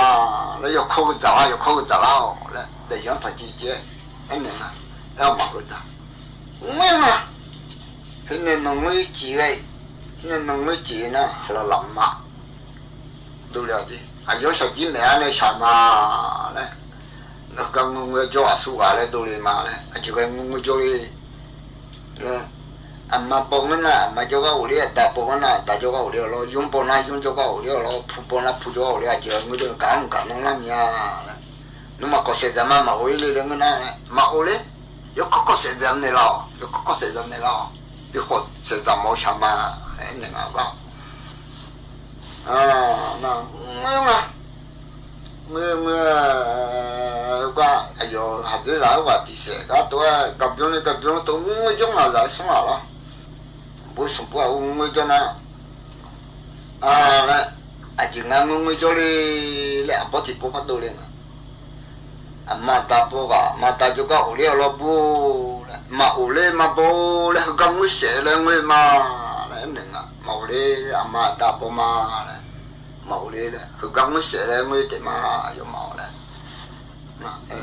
là thường là người nào sao chỉ sao vậy rồi ốp bông xì rồi ốp bông bữa này ốp bông này là hâm mộ lao sao chỉ sao vậy hâm mộ lao thì ốp bông à mưa ốp bông gì nè bói này sạp phu lấy bông à để ra gì yêu à để này ulang à nè làm gì ra cái sung hoa sữa này quá này yêu mà cho cái thấy này cái xì men nó cho cái liền à cái xì men nó cho cái liền à khối khoảng ấy người cho gì khối chở lo nhiều đấy nhiều sẽ giá sẽ này biểu quan mua qua là khối khoảng mấy tiếng người gì thằng cụ ta này nó chỉ là nó chỉ ngang mới lấy khối đấy nó ở đâu là chết đường nó bị giá đấy giá sẽ nhiều sẽ này nó bị giá cứ lấy cho mà nó khổ đấy nè chỉ ngang mới lấy đấy nè yếu số khổ lấy hiểu à mà ông mà lên để người yêu nhà liu đấy là khổ quá ngang mà nó khổ ngá khổ chứ mà người ta tu ngá lên để nhà khổ này chỉ là ở đâu đấy ngang mà nó khổ ngá đấy điều phản nào xí mấy nó khổ chứ mà tu lên ngá là tu người yêu nhà khổ là hiểu à mà ông là tu người yêu anh là giải quả khó lên này tôi trong mà nó chỉ đồ lên này chỉ mình nó là sẽ gì này giờ khổ sướng này uống này giờ khổ sướng này uống này hết mình này ai mà mai ai khổ đấy ai làm mình là sống hòa đấy mở chế về là thay mở hơn mình nè giảm mình giảm nè xong nhông phò cứ giờ xong nhông hơn giảm mình giảm phò nhông giảm mình giảm hết được nè thế nè hơn mình nè mi mưa vô mưa hơn gắn lại mưa giá gì thay mở lo vô mưa để sự bút xe mình nè giờ hồ lô giá xong mọi giá rồi ngơ chỉ này cái nè đó yêu anh này giá họ mình giá bữa lo giờ nhiều hư có đồ cái đó thằng mẹ lấy phần này đã mà lo giờ nhiều thì đợt nào còn đi na mưa du lo hay cái này ta naอย่างvề gì cứ lại mẹ giờ gọi ngay giờ nhiều nếu so uso phơi này nãy giờ lá này u lá cái nhiều thằng chú phải mà giờ nhiều hay cáiอย่างhai giá cái nhiều cái chơi cái bên nào mà ngã còn đi cái này vậy mà cái chơi hơn na lo giờ nhiều bà ai dựมีเปียนจูปอเนี่ยช้างฐานยาอย่างเนี้ยบาเสนใจเก่าจ้อยเจที่โคโรนาดามาอย่างนิวงาจิกันในตาหน้าโวยมาดูทอมาเราอย่าโยเลยมีหึงอย่าโยโอ้ยอย่าเจ้าสัญญาเราที่น้องยูชอที่น้องlà cái số mười nhung thì xa đi lô lên làng ngã lối thua mang hầu ngã xì ngã nhá ngồi lên lè tan tò nghe mà ấy cho mà mi lô ngã thì gà tê mà xì lo nằm giờ lô thua tè lê tên ấy ngà mà nhá leo ngăn đò nghe tè lê lao lao lô lô dạy vô cho lo cho nghe cho lo mi trả lo nằm mi có mi cà mà ngà lê lo mà ai lo mi trả sa chủ tờ bồ lo mi chưa thông giờ lo mẹ lẽ tê lo mi trả mẹ béo mà người lo áo ô tên ấy lo tê cả yo sa giờ mẹ lẽ áo ô lo mi chả mà ngơi mi gió mà phàm mà lẽ tua mà tên ấy lo mi chơi mà ngơi gió tung mà thì lẽ mà lẽ tua lo mà ngà thì gà tên lo mi chả hỏi yo gì gà mà lẽ tua mà tên ấy lo mi chơi giáo yêu lo bữa mà lẽ tua mà tên đi lo mừng thì gà mi ya khăn lúa khá sa mà ra nhà ô adu lúa khá cha màu lẽ nhà tên nhà nữ lang ấy bố tổ mà là nhà lẽ ô ấy sáng á tu lang ấy tu khờ mà lại nhà lo mi chả mà ấy mi gió nhà pa lẽ nhà lẽ ô ấy mi chưa mà ngơi gió găng nhà tê lẽ lo nhà sao gia nhiêu sao thì nó xong gia tê ôi cho lo cho nghe nhiều cho lo chỉ mà lo cho lẽ nhà tê ấy ôi cho ya lo gan thì lo ăn nhiều cho ya chi mà cần thì leo nhà sao cha lão nhiều sao thì nó leo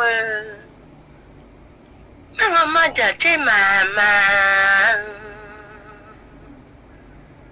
chỉ mà giàu yo y ya chỉ là pa nhà bờ mi cha chỉ mà mi chơi giàu yo lo ya bờ là pa nhà son gia nhu so tin no son gia de lâu lâu ya yo lo lo ya yo ôi ngủ cho lo cho nghe cho loạn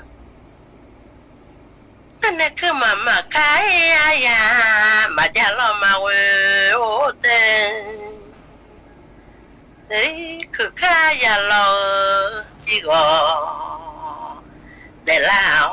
họ sẽ làm nhà như sao thì nó mà để xả lẽ miệng ấy ngắn đấy mà đỡ ya mà cha mà lấy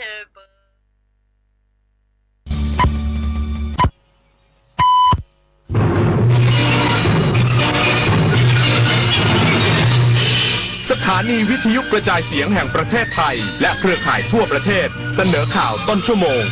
รู้เร็วรู้จริงเกาะติดทุกสถานการณ์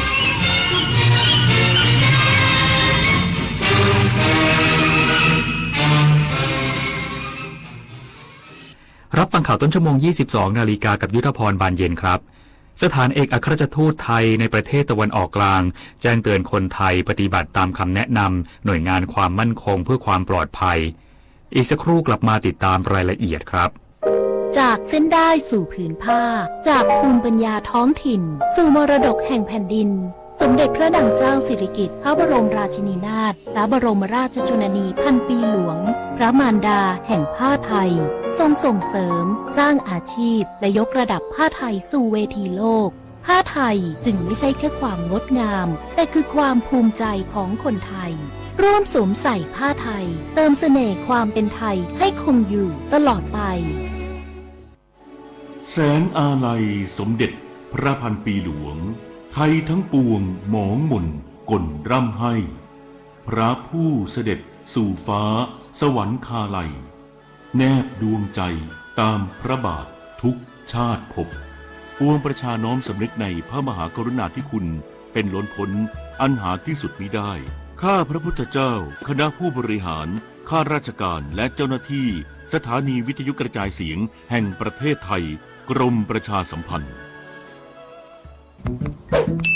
แกดูสิครีมตัวนี้เขาบอกว่าตบปุ๊บขาวปั๊บสวยเปลี่ยนผิวใน1 นาทีรีวิวได้5 ดาวเลยนะตื่นค่ะสาวขาวไวขนาดนั้นน่ะหรือจะเอาสารประหลอดมาแถมรีวิวที่เห็นน่ะรูปตัดต่อหรือจ้างมาทั้งนั้นอย่าปล่อยให้หน้าพังเพราะความใจร้อนเช็คเลขอย.และดูรีวิวจากผู้ใช้จริงในแหล่งที่เชื่อถือได้เท่านั้นจริงด้วยเกือบหน้าเย็นแถมเสียเงินฟรีซะแล้วไหมล่ะจะสวยทั้งทีต้องมีสติไม่โดนหลอกชัวร์เกมนี้เล่นแล้วได้เงินฟรีด้วยได้ไอเทมในเกมด้วยนะแถมถ้าอยากได้ค่าคอมเพิ่มแค่ชวนเพื่อนมาเล่นเพิ่มก็พอง่ายมากเดี๋ยวก่อนหยุดเลยลบเกมเดี๋ยวนี้ทันทีนี่ไม่ใช่เกมเล่นสนุกแต่เป็นเกมกับดักของพวกมิจฉาชีพรู้เท่าทันเกมออนไลน์แบบลูกโซ่กับดักมิจฉาชีพป้องกันเด็กก่อนจะสายเกินไปเกมที่ต้องชวนเพื่อนต้องระวังสถานเอกอัครราชทูตไทยในประเทศตะวันออกกลางแจ้งเตือนคนไทยปฏิบัติตามคำแนะนำหน่วยงานความมั่นคงเพื่อความปลอดภัยจากสถานการณ์ความขัดแย้งในภูมิภาคสถานเอกอัครราชทูตไทยในประเทศตะวันออกกลางออกประกาศเตือนคนไทยจากสถานการณ์ความขัดแย้งระหว่างอิสราเอลและสหรัฐอเมริกากับอิหร่านโดยคาดการณ์ว่าระดับความขัดแย้งอาจทวีความรุนแรงขึ้นจึงขอให้คนไทยในตะวันออกกลางเพิ่มความระมัดระวังในการใช้ชีวิตและปฏิบัติตามคำแนะนำของหน่วยงานความมั่นคงเช่นเพิ่มความระมัดระวังหากเห็นวัตถุต้องสงสัยบนท้องฟ้าหลบเข้าห้องนิรภัยเมื่อได้ยินสัญญาณเตือนภัยไม่ส่งต่อข่าวลือหรือข้อมูลที่ยังไม่ได้รับการยืนยันรวมทั้งเตรียมความพร้อมต่างๆโดยเฉพาะเอกสารสำคัญอัปเดตระบบโทรศัพท์มือถือเพื่อรับการแจ้งเตือนจากทางการพร้อมขอให้คนไทยลงทะเบียนคนไทยกับสถานเอกอัครราชทูตและสถานกงสุลใหญ่ในไทยเพื่อเป็นข้อมูลสำหรับการติดต่อแจ้งเตือนและเตรียมการดำเนินการในขั้นต่อไปปิญญวิทย์ เปี่ยมสมบูรณ์รายงาน รองผู้กำกับการกองกำกับการตำรวจตระเวนชายแดนที่ 21 ชี้แจงเหตุเพลิงไหม้และระเบิดภายในคลังแสงไม่ใช่โดรนพลีชีพและการก่อวินาศกรรมพันตำรวจโทอัครพงษ์เนียมสุวรรณรองผู้กำกับการกองกำกับการตำรวจตระเวนชายแดนที่ 21 ชี้แจงกรณีกระแสข่าวในโซเชียลที่ตั้งข้อสงสัยว่าเหตุเพลิงไหม้และระเบิดภายในคลังแสงอาจเกิดจากโดรนพลีชีพหรือการก่อวินาศกรรมโดยยืนยันว่าไม่เป็นความจริงเนื่องจากเจ้าหน้าที่เวรยามเป็นผู้พบเห็นเพลิงไหม้ภายในก่อนและได้รายงานผู้บังคับบัญชาเพื่อเข้าควบคุมสถานการณ์จากนั้นจะเกิดการระเบิดต่อเนื่องซึ่งลักษณะดังกล่าวแตกต่างจากการโจมตีด้วยโดรนแบบ FPV ที่จะต้องพุ่งชนและระเบิดทันทีอย่างรุนแรงส่วนกรณีที่มีประชาชนเห็นวัตถุคล้ายโดรนบนท้องฟ้าฝ่ายความมั่นคงได้ตรวจสอบด้วยเครื่องมือตรวจจับแล้วพบว่าเป็นอากาศยานไม่ใช่โดรนรองผู้กำกับการกองกำกับการตำรวจตระเวนชายแดนที่ 21 ย้ำว่าหน่วยมีมาตรฐานรักษาความปลอดภัยเข้มงวดโดยเฉพาะช่วงสถานการณ์ตามแนวชายแดนพร้อมขอให้ประชาชนติดตามข้อมูลจากแหล่งข่าวทางการเพื่อลดความสับสนและข่าวลือในพื้นที่กฤษดาสุนทรสวทสุรินทร์รายงาน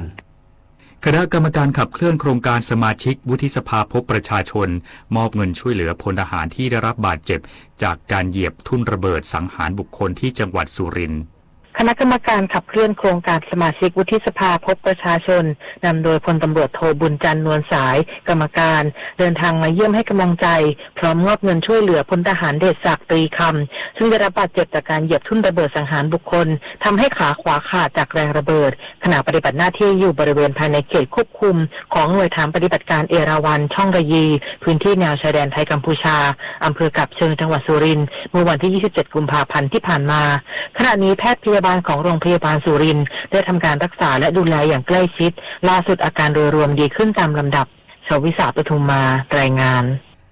กรมทรัพยากรธรณีตรวจสอบเหตุเกิดแผ่นดินไหวบริเวณตำบลทรายขาวอำเภอพานจังหวัดเชียงรายเกิดจากการเลื่อนตัวของกลุ่มรอยเลื่อนพะเยาไม่มีรายงานความเสียหายศูนย์ปฏิบัติการธรณีพิบัติภัยกรมทรัพยากรธรณีออกประกาศเกิดแผ่นดินไหวขนาด 3.1 ที่ระดับความลึก 1 กิโลเมตรบริเวณตำบลทรายขาวอำเภอพานจังหวัดเชียงใหม่สาเหตุเกิดจากการเลื่อนตัวของกลุ่มรอยเลื่อนพะเยาที่มีการวางตัวในแนวเกือบทิศเหนือใต้ในรูปแบบการเลื่อนแบบรอยเลื่อนปกติเบื้องต้นมีรายงานการรับรู้ถึงแรงสั่นสะเทือนในพื้นที่ตำบลทรายขาวถ่านทองสันกลางอำเภอพานและตำบลดงมะดะอำเภอแม่ลาวจังหวัดเชียงรายแต่ไม่มีรายงานความเสียหายโดยศูนย์ปฏิบัติการธรณีพิบัติภัยกรมทรัพยากรธรณีจะเฝ้าระวังและติดตามสถานการณ์อย่างใกล้ชิดปิยาพันธ์ยังเทียนรายงาน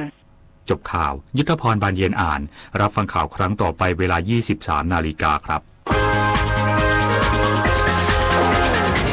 ติดตามข่าวที่นำเสนอไปแล้วได้ที่ www.thainews.prd.go.th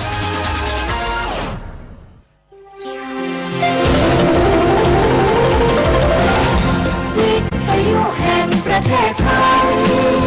ให้ความรู้กู้ความสุข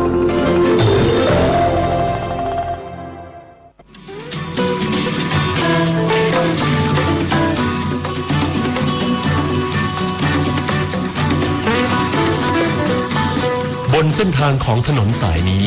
เรามีบทเพลงเพื่อชีวิตดนตรีกวีศิลปะวิทยุแห่งประเทศไทยให้ความรู้กู้ความสุข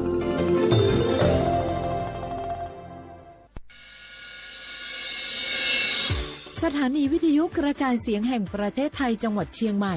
AM 1476 กิโลเฮิรตซ์สถานีวิทยุภาคภาษาชาติพันธุ์แห่งเดียวในประเทศไทยที่มีความทันสมัยเชื่อถือได้สร้างอัตลักษณ์กลุ่มชาติพันธุ์สู่สากล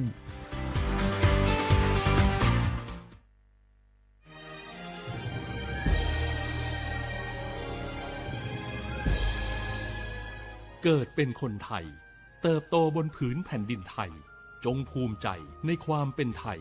ชาติไทยเรานั้นนับเป็นชาติที่มีความเป็นมาเก่าแก่ยาวนานเรามีภาษาวัฒนธรรมและมีสิ่งต่างๆที่เป็นเอกลักษณ์ให้เราได้ภาคภูมิใจในความเป็นคนไทยเราควรเห็นคุณค่าและมีความรักชาติหวงแหนแผ่นดินอันเป็นมรดกของบรรพชน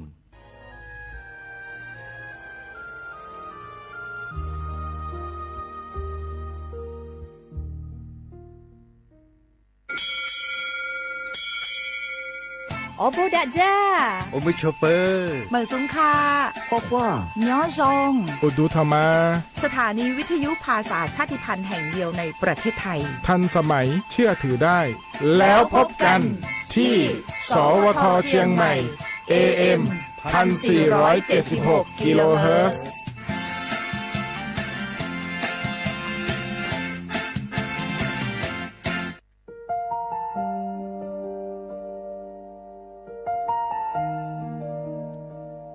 ขอน้อมเกล้าวถวายอาลัย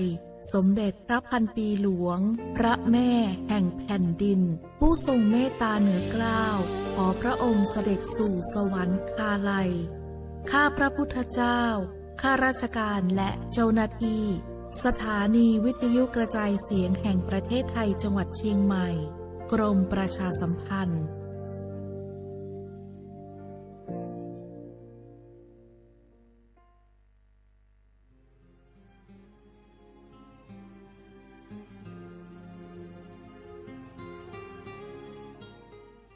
This is a moment of profound grief for the Kingdom of Thailand. We, the collective voices of Radio Thailand Chiang Mai, join the Thai nation in mourning the passing of our beloved Queen Martha, Her Majesty Queen Sirikit. Her life was a testament to the unwavering service, grace, and deep love for the Thai people. Our humble condolences and thoughts are with His Majesty the King, the royal family, and all the Thai people during this deeply sorrowful time. We will remember her forever.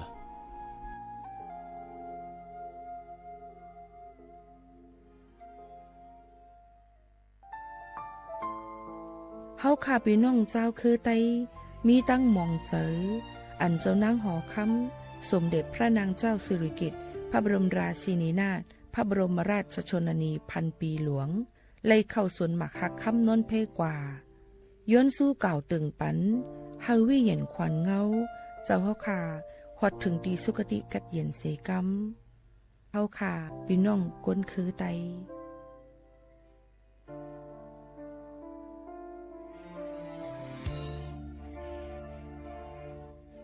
ช่วงนี้ได้ยินคนบ่นกันเยอะเลยนะเรื่องความไม่โปร่งใสเนี่ยใช่แต่รู้ไหมล่ะว่าจริงๆแล้วพวกเราช่วยกันได้นะ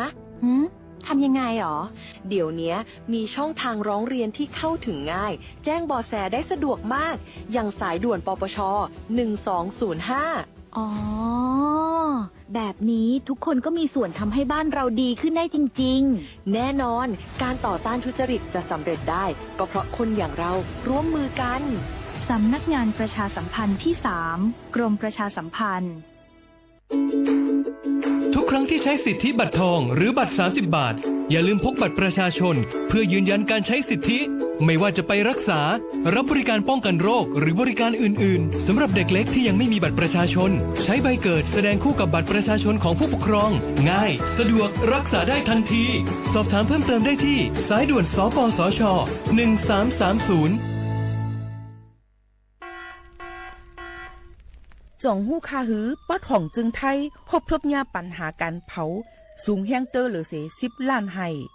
โคปากมัน90%ไผ่ไม่ป่าเถินนั่นลูกตีกัวเนาขาเผาหาตั้งกินตั้งย่ำอย่าในเถินคือแลกการเผาไหว้หรือเสเหตุการณ์ให้การสนเอาว่าได้เป็นเพิงต้นเข่ากับอันผูกเลี้ยงตัวสัตว์นั่นในเยาค่ะเป็นปัญหาเฮ็ดให้เกิดหมอกควันกล้อง PM 2.5 เป็นเพเฮ็ดให้ตุ้มเตอถึงป้ายอยู่ลีเฮาค่ะอาสาเข้าค่ะก็ติปอดตุ้มเตอถึงตั้งเป็นปอดตั้งเป็นแก่นสาตั้งเป็นหัวใจและลูกไกวไหลในค่ะห้องการป้ายทรายและเทคโนโลยีตั้งเมืองจึงไทยย้อนผิดหมอกให้ปอแม่พี่น้องเขากึดลือการเผาปันจันล้มแสนเซอร์อันลีตาลูกตาลานเฮาค่ะจอมตอนโครงการวางแผนการเจอตีลินตาเตลดย่อมฝุ่น PM 2.5เลยตั้งมุมมองไฮลีเซวชสำนักงานวิจัยแห่งชาติ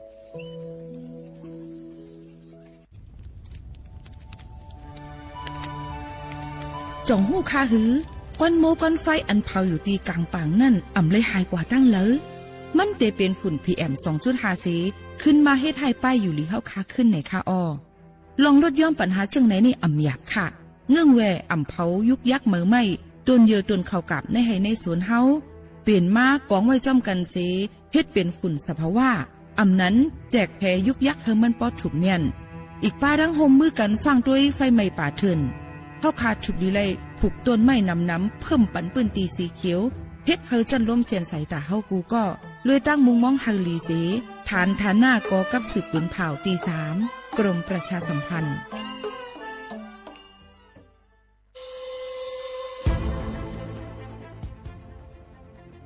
ย้อนผิดหมอกพี่น้องเขามาโฮมเป็นจุ้มเหลียวกันดังเจดอนเก้งใหม่โฮมกันแกลิดปัญหาไฟไหม้ป่าเถินหมอกก้อนก้องก้อนมูและฝุ่นเล็กๆ PM 2.5 ค่ะสั่งว่าโชพันไฟไหม้กับสืบกว่าตึงลาดไลตีอองตีแกลิดปัญหาไฟไหม้ป่าเถินและหมอกก้อนเจดอนเก้งใหม่หมายโฟน 0531128808 ในค่ะ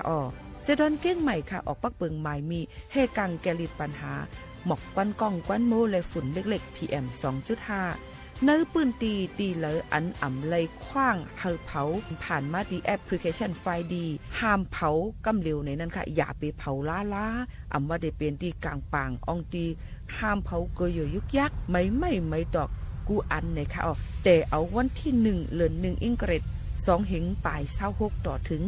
วันที่31เดือน5 2 เหงปลาย26ในผู้เหลอเผอเฮ็ดพิษปักเปิงเตญาตัวต่ำตั้งพิษจำหนังปักเปิงหมายมีกำเหลวในนั้นค่ะเลยตั้งมุงมองไฮลีเซห้องการฐานฐาหน้ากอกับสืบเจดอนเก้งใหม่มาโฮมเป็นจุ่มเหลวกันดั้งเจดอนเก้งใหม่โฮมกันรักษาสภาวะฟิงตื้นเป็นเฮ็ดเธอจันล้มถวยเจออันลีต้องฟ้าเสียนเสออ่ำมีหมอกกวนกองกวนมู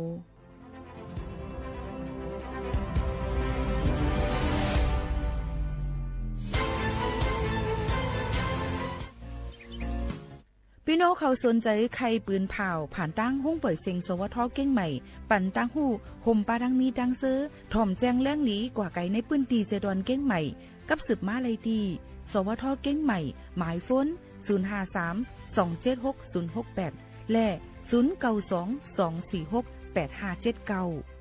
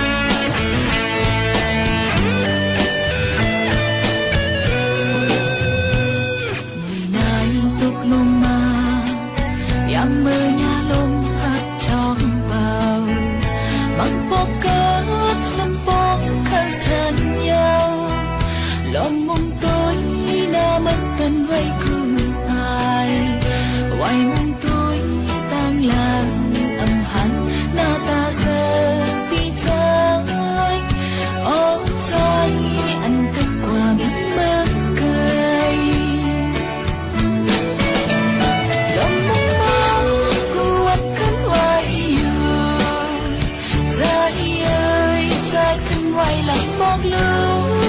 กสังว่ายังไม่ใจเขานั้นเปลี่ยนสีบอกว่าใจขึ้นไว้หลังบอกมายิ่งลงตีเอาพวกมองไปหักใจลมมุมมองกูวัดขึ้นไว้อยู่ใจเย้ยใจขึ้นไว้หลังบอกลูกสั่งว่ายังไม่ใจเขานั้นเปลี่ยนสีบอกว่าใจขึ้นไว้หลังบอกมายิ่งลมตีเอาสวยงามไปสิ้นของ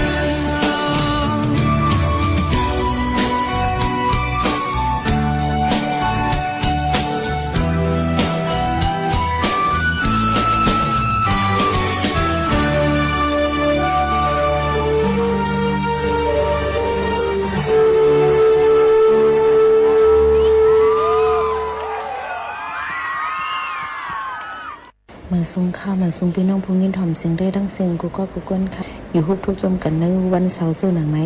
เขาขาก่อนกันคืนปองให้การตั้งรีผู้สู่กันอ่ำก้าวันในที่คณะกูวันคณะแล้วก็มาถ่อมเพ่งความปั่นเขาจอมกันในค่ะฮับถ่อมอยู่ดีดังเรดิโออมล้ม AM 147 กิโลเฮิรตซ์จอมข่าวหมู่ข่าวนุ่น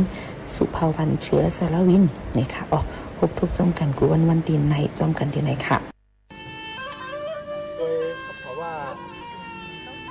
ตีน้ำดินหินพาเมืองไกลเฮาไหน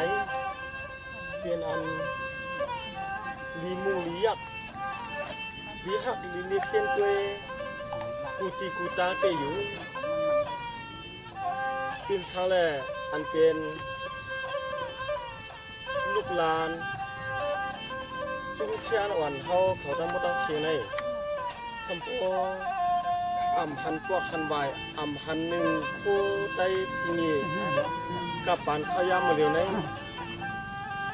ปีกว่ามีที่ไหนอันนั้นก็เคอ่ำรัดความใต้เอาหืออันนั้นก็ชิงทุ่งเฮาได้ที่เอาจุ่มหายวัดไหวกว่าหือในทางเจ้าว่าจังว่าจังไรจังใครจังเปลี่ยนในแน่ใครคือพิงทุ่งภาชาเย็นเงี้เพตื้นกันในตัวตาเกาในสำเร็จมีปุนควานเตียวขอความค่อยผักหมักด้วยย้อนคือสังน้อ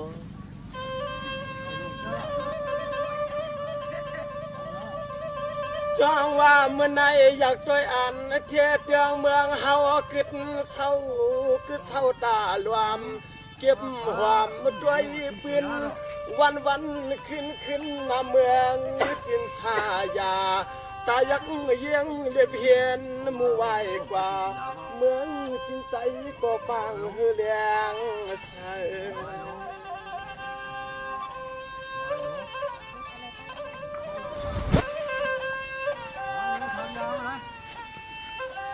เฮา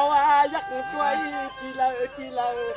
ยิ้มน้ำเสือกลางสานเมื่อข้าลูกวันเหือเปลืองหน้าเมืองจึงใจเลยเลียงปังสายาตาเฮาเลยรวมด้วยหอยาลูกงาตายาในนอปึงห่มปึงพวยอาตีเลยหนึ่งหิมน้ำมาหน่อยยึงตึงจำชวมชวมเขาปีมวงทวมเขาลัดความถ่ายใจให้บ่เจียงเลียงเชอพอลูกไก่อ่อนเฮาซ้อมมือปลายมวกอยู่หิมจวนเมืองลาในลันใน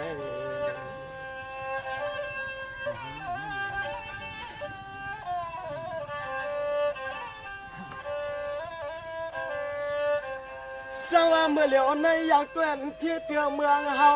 ขึ้นสวรรค์วันหน้าหาก่อนขึ้นสวรรค์เจอลิกเจอลายเจอยิงเจอใจสัมปเดหายลาย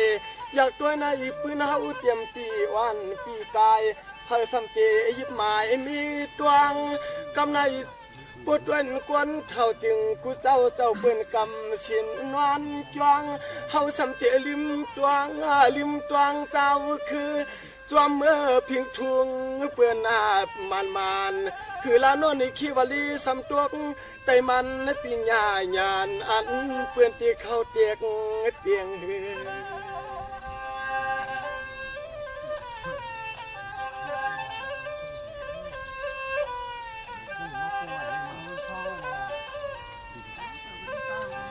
ตัวยาหรือเฮาแต่มวงไหลยินขอเสียงลูกไตใจความเฮาเต็มมวงไหลยินขอเสียงลูกไตใจความกูวันกูยามตีอวยวาลีเสมอปลื้มห่มปลื้มพวยเปื้อนหืนอตกกามือเหลียวในมวงโยตาเสเลียดวันอุ่นเกนอลูกไตกว่าเลยหมดพอเลียดวันอุ่นเกนอลูกไตกว่าเลยหมด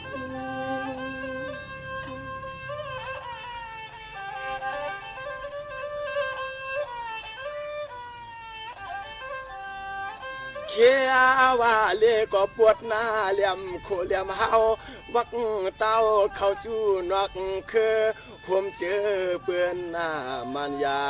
เมื่อเหลียวในนอลูกไตในจุมจ้าสวรรค์ปวนเห็นไผ่ปิญญาเมื่อช่องมกที่เมื่อไหลเมื่อช่องมกไตอกไผ่นอใน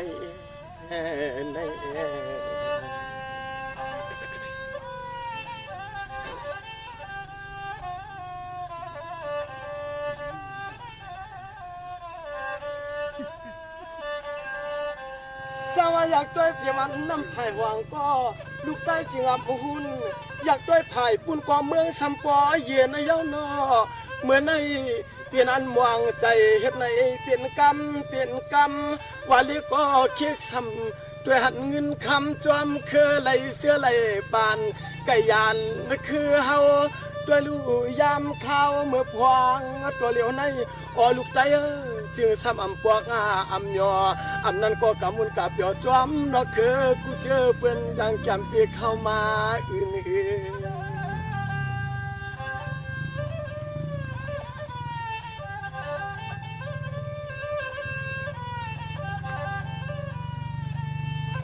ฮาวาพี่กูจัดปานลูกไตใจเชียนหมอกชิบหาขึ้นขอความลูกไตเขียวยอมซ้ำกูพร้อมจอมเปื้อนไหลทานอ๋อลูกไตกูวานหายเชียงยอมกว่าไหลกูจุ่มเจ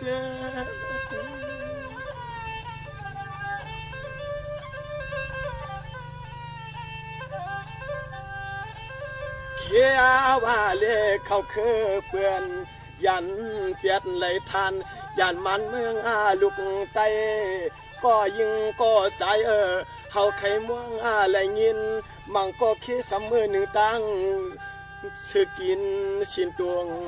ผักเฮาเตวันในนอใครมีข้อความตวนสูงมากอ๋อลูกไตกว่าเลยเนาะอ๋อลูกไตกว่าเลยเนาะวันในจึงพี่มาเย็นละนี่อ๋ออันเป็นเมายิ่งเมาทีแล้วเขาตามโมตาเสนปีกว่าอะไรมุดเนาะเมื่อในปีเย็นชักเย็นฉี่กว่าไหนอ๋อมีข่าวปีอ๋อน้อยเยอะเขาก็เมื่อในลูกดีไรมาแน่อ๋อค่ะในนอเปียวเขาแต่สมาถามน้องยิงเขาลูกตั้งไหนมาในวันนั้นน้องยิงเขาต้นอยู่ที่ไหนเกิดที่ไหนกินที่ไหนเต็มมือไรมือก่อนค่ะอย่างเดียวเขาซ้ำหันน้องยิงเขาละเหมือนปีมาได้ด้วยทางซ้ายก็หันด้วยทางขวาก็หันมาห้องโมโซความเห็นในก็เหลียวในทางว่าลูกไตในกว่าอะไรมดเย้าในแน่ออกค่ะเนาะลองเต้งแต่เดียวเขาว่าด้วยทางไหนก็หันเย็นสีกุฏิกุตังหันยิงให้ตายิงเขาในเนาะหันเชียงหุ่นเชียงโคนก็ช่ำป้อมได้ยินเหมือนไหนเนี่ยก็เปว่าเปียขำด้วยแคมแดมได้ยินก้อยกาในเฮาเต้ดึงอยู่เมืองไหนกินเมืองไหนในก็เปว่าเฮาเป็นลูกเมียใต้ภาวะใต้ในจัดปานใต้เฮาลืมใต้เสียกว่าเมืองเปิ้นพาเปียเจียงนั้นก็ออกค่ะอาลูไว้เนาะ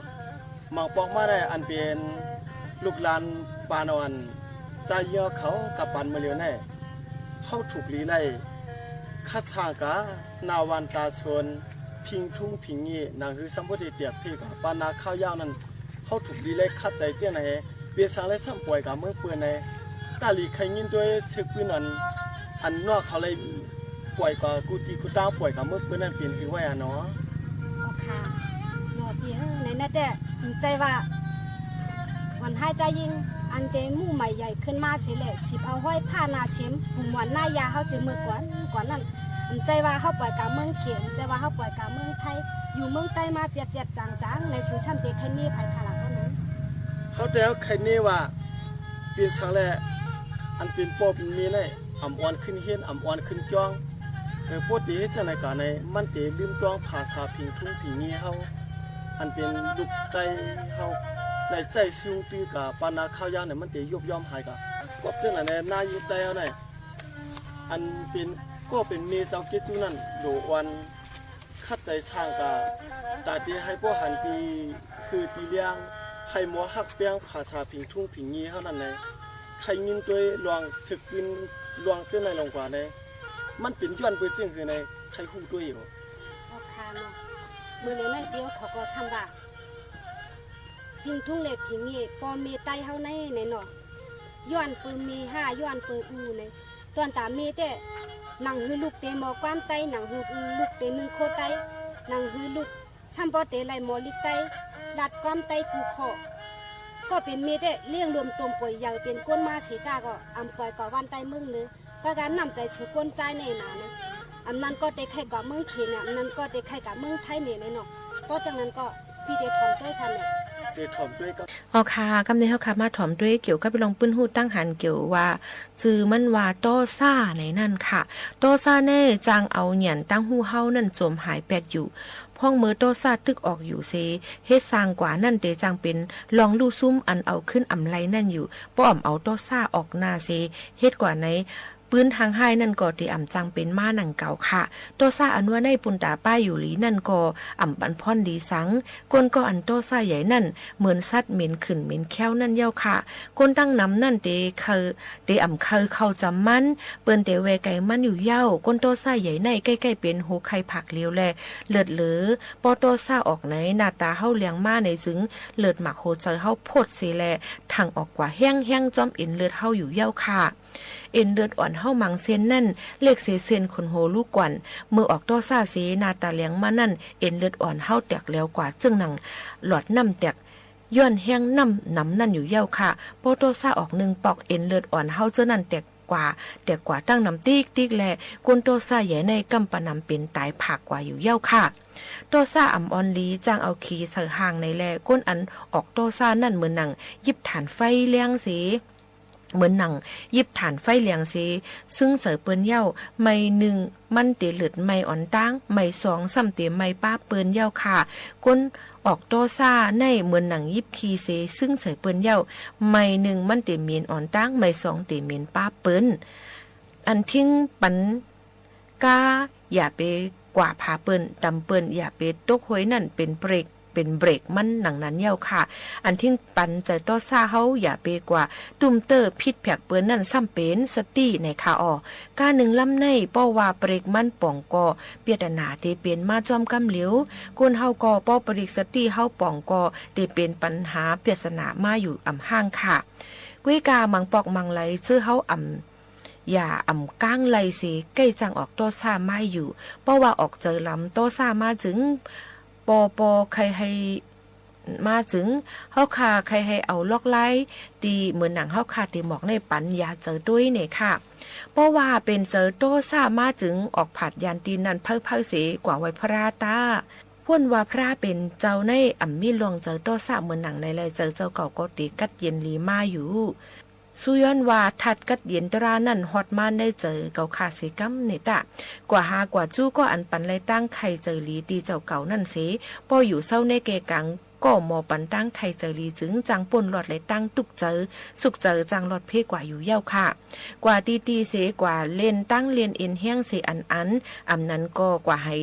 ตึงเล่นดุริยาเขาว่าอย่างเจมเจอในห้องเพลงความลอกไล่ในตีเฮ็ดให้โตซ่านั่นลดยอมลงมากว่าอาบน้ำเป็ดอิ่มสุกล่างเป็ดอันหวยอันหังตั้งเสียงนั่นในใจเฮาก็เต็มเมามาเต็มลมเจอมาลูอันปับลิกอันมนเมนำเจออันทิ้งโตซ่าแหละไลมีพรลีกว่าข้าวหึงจังหนัง จึงเขาที่นั้นที่ในลีกอันแต้มไว้ลองนำเจอกว้างเจออันปันลองป่องเจอเนื้อเปิ้นเจ็มเจอในมันก็ตีโตซ่าก็ตีหลุดยอมมาอยู่ในนั่นค่ะพองตึกออกโตซ่าอยู่นั่นปิกสมวาตีไลเตียบตัดสีลองในเสตาอย่าครึ่งก้างเตียบตัดกำเหลวไปเทียงอิดอ่อนหนึ่งก่อนจังเตก้อยเตียบตัดป้อปันข้าวย่ำไหลหนังนั้นเสจังเตียบตัดจึงสู่เตไลตั้งจมเสื้ออยู่อ่ำห้างกว่าเจอแถมปัดเพียวนาการตำตีห้องหอก้นเท่าอ่ำนันตีลูกอ่อนผ่านปอผ่านแม่กะรู้ล้อมด้วยถึงก้นอันเป็นกินนาตีห้องยาป้อนั้นจึงสุก็ได้พูดถึงว่าสุกรรมลีตานหือเย้าในค่ะเพราะเป็นจังนั้นกวนเจ้าเก่าจังได้ขึ้นสืบเป็นก้นกว่าเมื่อนาไลพ้องเมื่อก้นมังก็เป็นกินอยู่เสจำเตตายอยู่นั่นพ้องเมื่อก้นมังก็เป็นตั้งเป็นเสเตไลเข้าห้องผ่าตัดอยู่นั่นเจ้าเก่าซ้ำอ่ำเป็นหนังเข้าเส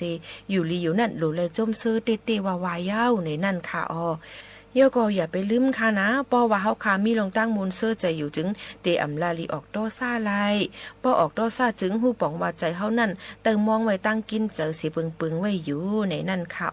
ป้อเป็นนั้นจึงหลูเลยกว่าหาอยู่จอมสภาวะเสลือเจออำนั้นกว่าอยู่จอมไตห่มเงาพระเป็นเจ้าโจแก้บป้อโตซ่าออกจึงลับตา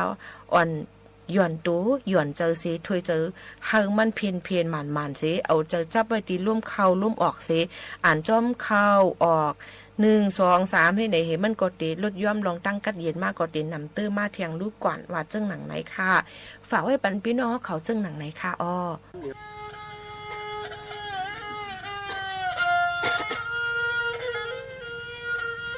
ฮัลโหลปอนันตัวงก็ตัวเงาใหญ่ๆทุ่งไตเมื่อก่อนก่อนด้วยกันนุ่มในเฮาที่อำนาย้อนวางเปียดเฮ็ดนั่นลงนอ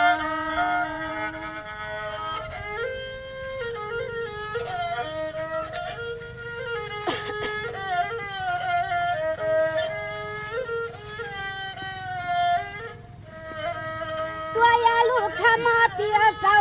เมียวจ่าเฮามาเมียงผู้หญิงในนอหักลูกหักหลังออมลูกออมหลังในเตียมือปั่นเล็กเสียขึ้นมาข้างในปีสอนน้ำมอกะกีสอนสัมปอเจียสุลายน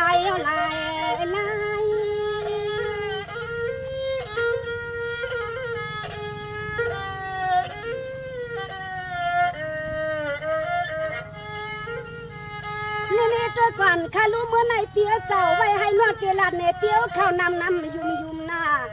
กาเป็นยิ่งหนุ่มใจหนุ่มที่ในวันเมืองในกูก็พาก็อำช่อแต้มย่อมีปอความเป็นช่างหน้าชอนตามีเมฆาลา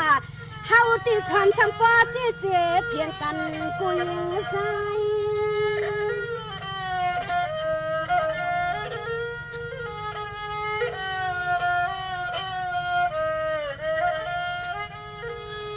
วายเปียเจ้าวันคำเลียงลูกหักมีเฮาเทสวนกูยำให้หมอลัดความพิงทุ่งเชื่อใจเงินโยยากว่าเมืองไตเมืองเนื้อลัวเฮาเทสวนกูไล่สวนลูกยิ่งลูกใจอยากว่าเมืองไตเมืองเนื้อใน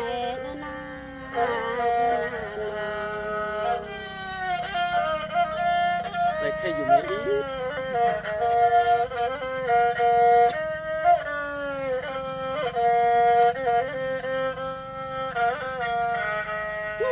ก่อนข้าลูกเบียเจ้าเมียสู่กวนใจหนึ่งคุไลคุเลียนหน้าเฮว่าปัดถึงวันไปใส่ใจจิตจับนางยิงทุ่งเมืองปันต่างเนปุ๊บนาเมืองเขียชิวกว่ามาลิการเที่ยวมาก็สู้วัดอันตอนเฮามามิงผู้ยิงที่เช้าที่เฮือนที่อยู่เช็คข้างเช็คยาอยากว่าไรนะลูกยิงลูกใจสวรรค์กักขังต่างจุดจำชาทำปันให้ตกหายลงมาใจที่ไหนจ้ะ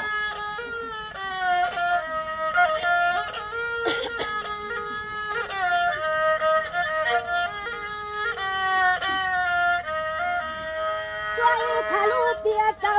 ชูยักตัวลูกนอปะตังปุ่นนี้ดวงให้ดวงนาขับลวงพวงเมืองเจ้าเฮาขาเลี้ยงลูกมาเมื่อไหนเจ้าเฮาก็เปลี่ยนมีน้องห้างลูกนางเขาเมื่อดวงให้ดวงนาให้ปุไลเปลี่ยนสับป้าลูกไตเยาสิเลหำปันให้ลิมคือ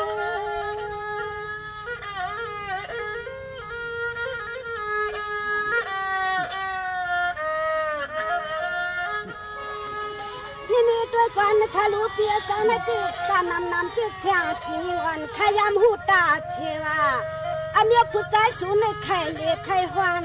ไข่เก่าฮัดเมืองเปิ่นต่างอาตีขึ้นข่าวละล่างชาตานที่โนเปิ่นวันนั้นกูเจอซื้อ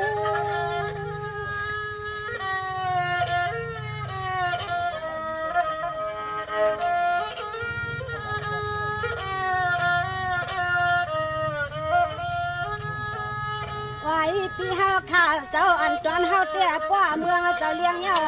ป่าเฮาเสเลนอผ้าตุ้งผ้าเวียงเขามือตรงให้ตรงหน้าขึ้นซ้อมตับกุ้งตับกวางเมื่อพังนั้นเฮ็ดใช้กินให้นาอยู่ตาเสกอะแล้วก็เปลี่ยนมีปากว่าลูกหญิงอย่าเลลูกชายอย่าเลเมืองเปิ้นมันมีอาตรูสังเอนา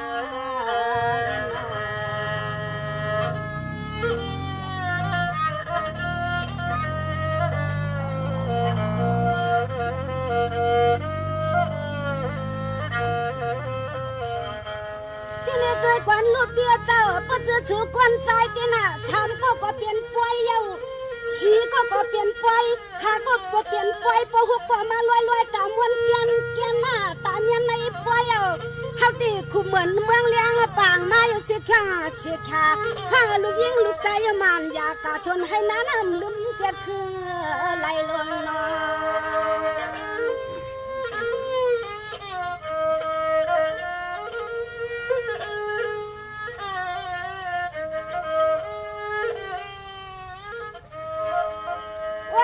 เปียเจ้าอันจวนเฮาที่ชวนลูกลางกูกำที่นอนน้ำเลืองจึงไตที่อันลูกไตช่างเช่าที่เมืองวันเฮาแน่นอให้ข้าว1เตรียมซื้อกูลูกไตลาเสียมขอความลูกไตกูกำปันห้องปันนาไว้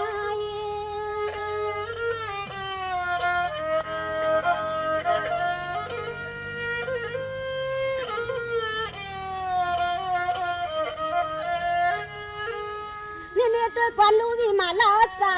เมื่อนักเรียนเหมือนสูกวนใจขนาดสูตีหุตกาว่าชวนตาไล่กินอิ่ม1เรื่องว่าไข่เช้าเปิ้นนวล3ไข่กามกาไข่กาช่างเมืองเปิ้นต่างที่นาโน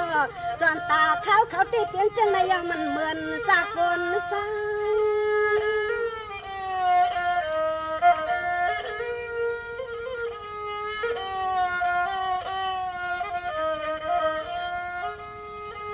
วายพี่เฮาข้าเจ้าเฮาเตวันคำเลี้ยงส่วนเจ้าคือลูกไตให้หมอฮักเปียงจัดไตอยู่สิครั้ง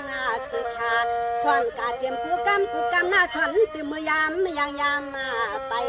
ส่วนกูกำหน้าส่วนลูกหลางอ่อนติมือยังลักจังไอ้ก่อน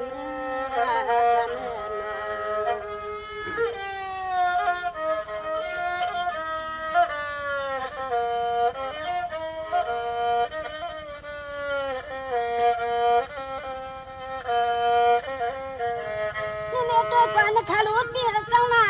เทศเรื่องเมืองเฮาหนวงเขียวน่ะเปียเจ้าได้ลงตั้งไหลก็ลีเสื้อกุฏิกูตั้งน่ะเจียมคุณเจียมนางยังได้ชวนเฮ็ดนาน่ะมีสูไปหาจับรถจับกาเมื่อถึงเมืองไก่ยามเสียเมืองเมื่อเช่าเมืองไทยคำฟังสำยามเสียเมืองไทยเมื่อทุ่งเมืองเปิ้นต่างเลกาเลหำน้อยนางก็ตึงเก็บกำเลี้ยวยาวนา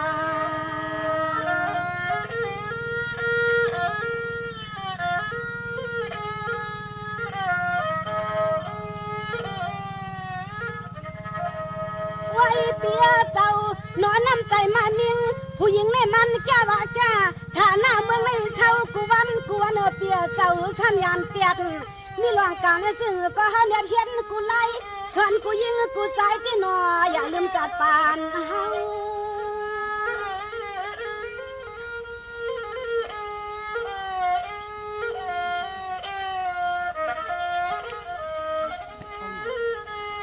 ด้วยก่อนลูกน้อยวิมาลาเปียเจ้าสูเปียตะแม่นแค่นากาลาผู้ใจสูในนอลาเนเมียงเสียงจริงยิ่งวันเนื้อสูให้ปลายหูเมื่อในลูกใจที่เฮาเต็มปั่นให้มันรู้ว่างเบื่อวันว่าไตเหงือก่อนเพียงช่างหน้าชวนตาชาวอยู่ทันผู้เมืองในอำปายชวนตาก็อีกเนี่ยเสียงหัวหม้อปีกน้ำตาเชียงอ่อนให้กูคนในอำยายเฮาที่ตูนเพียวตาเชียอำเลคือปนต่างที่สุดที่มีจึงหนึ่งขึ้นบอกนี่เฮารู้แน่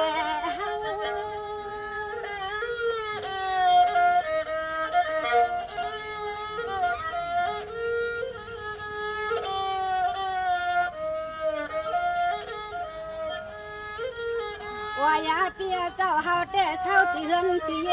ความลุงความลางก็เป็นมีมันจ้าเปลี่ยนจังไหน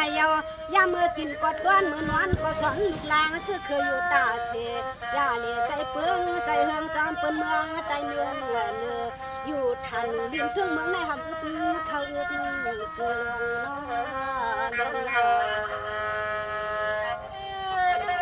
ใจยิ่งมาละในน้องคือว่าวันหายใจยิ่งเมืองไตเขานี่ในน้องย้อนคือนี่เนี่ยย้อนคือปอเลยเนี่ยตอนตาข้าเขาน้องยิ่งเสียงเสียงแก่ก็เป็นเมียนวันนี้เลี้ยงนมตมป่วยลูกอย่างเป็นก้นมาเฉียนกาหนังคือลูกทำประเดี๋ยวลาดกรรมคือเฮาหนึ่งโคคือเฮาเหตุการณ์เจอคือเฮาการช่างเฉียมว่าลองไปมอนไปเมืองเฉียมว่ากูอันกูเมียวในเขาได้สอนลูกสอนด่างในกูเมียวสู่ก้นใจทะลุสอนในทางคาราที่นี่มาล่าไปทำได้น้องน่ะอันว่าก้นจ้าในกว่าเมื่อไหร่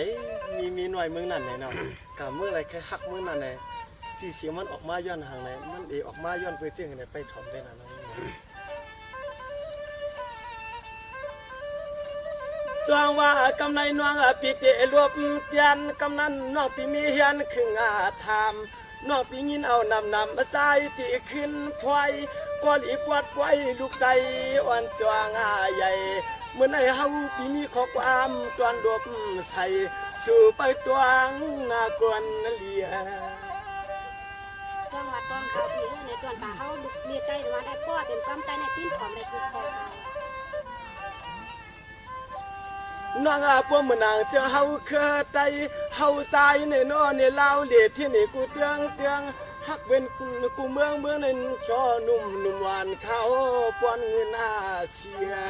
เฮาปีเอาเข้ามาห่มเฮ็ดเสือเคยปึงห่มปึงพวย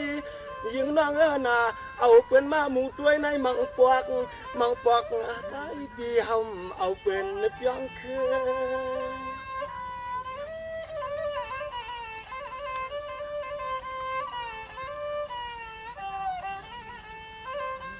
ตัวละพวกมันนางสุดเด้เมื่อไรก็ปวดถึงเสข้าวเคียงสวยเลี้ยงว่าชายลูกวันนั้นรับนับตามุงตัวเมียพวงกุ้งเปียวตาว่าตัวอีกว่ากูภายกับกายข้อความเปื่อนต่างตีแต่อยู่ฮักถูกนี้เมียวสาวผู้ชายในมังปวกโปเลติดหัวใจจ้อย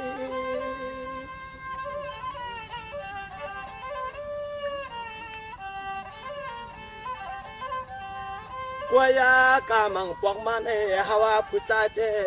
เอาเปิ้นมาหุ่มหวมก็คำชาวว่ามีลูกล่างหุ่มคางอะไรวายเมียมีลูกสาโตของเปื้อเฮาเอาจีเจอเปิ้นมาใส่ลูกล่างเรียกตัวใหญ่เฮาห้องเป็นไอ้ทุเลใจเสียงเลยลงน้องน้อง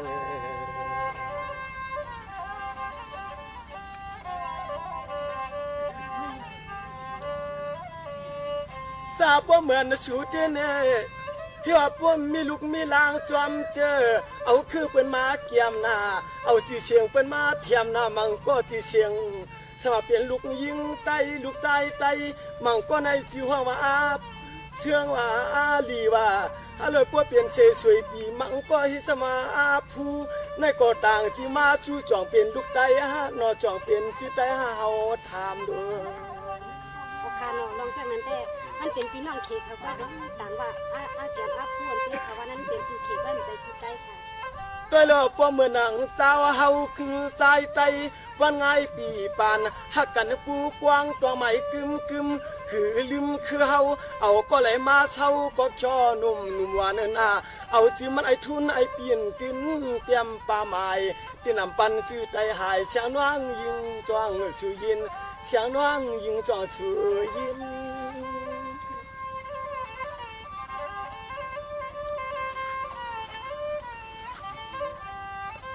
มังปองนอผู้ยิ่งในเมื่อเขาปล่อยเขาลามสัมมาหนึ่งตั้งสิกินชินปวดนับไพ่ต่างข้างปากหมวก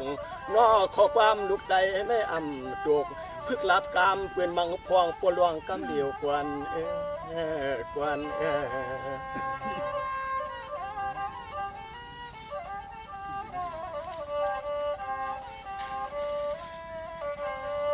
สวรรค์ในเตี้ยมังพวกใน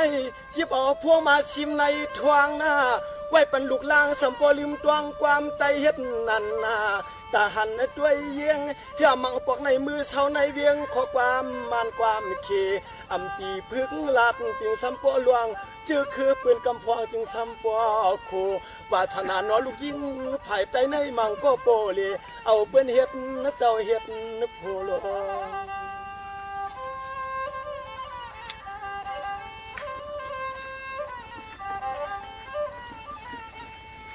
ยิงนางนาปานผู้ใจเลียนมีหน่อยนางก็ข้างห่มตัวในคำเมื่อมีไว้เตรียมมือป่านะอาลวงจ้าเปียงเตเปลี่ยนเจ้าพลา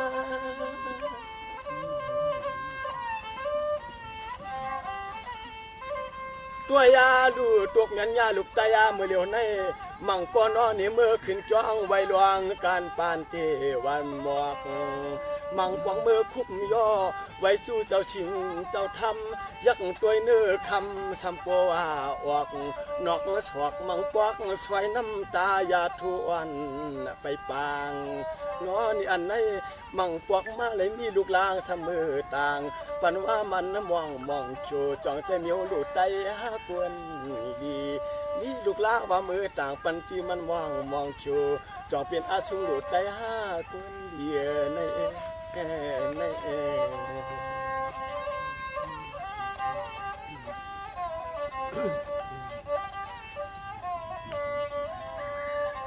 ตัวโลมังตีใน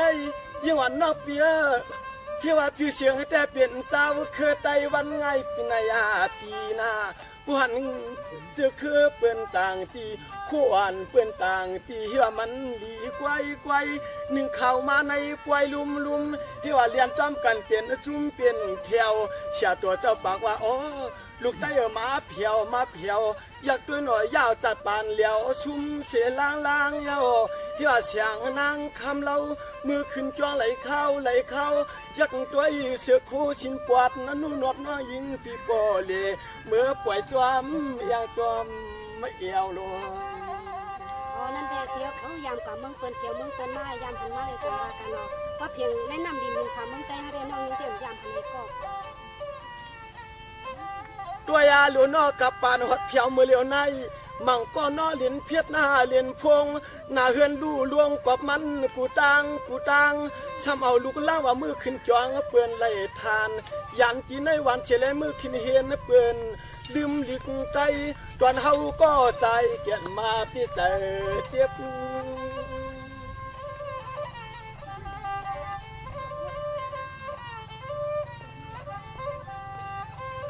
ด้วยอารมณ์เมื่อไหลเก็บขอความเป็นมาใจชุงเมื่อไหลเก็บขอความเป็นมาใจชุงนอนหน้ามามิ่งผู้หญิงในเอาพิงทุ่งปืนมาเขาเย็บมาใส่ลีวนตัวเธอมาหนึ่งโควาหน้าใหม่เป็นพิงทุ่งไผ่ไปในเนาะลูกใจอำลีได้ปันให้มันหายอำลูกว่าเอาเจอคือปืนมาเปียกมาหมายลวงใน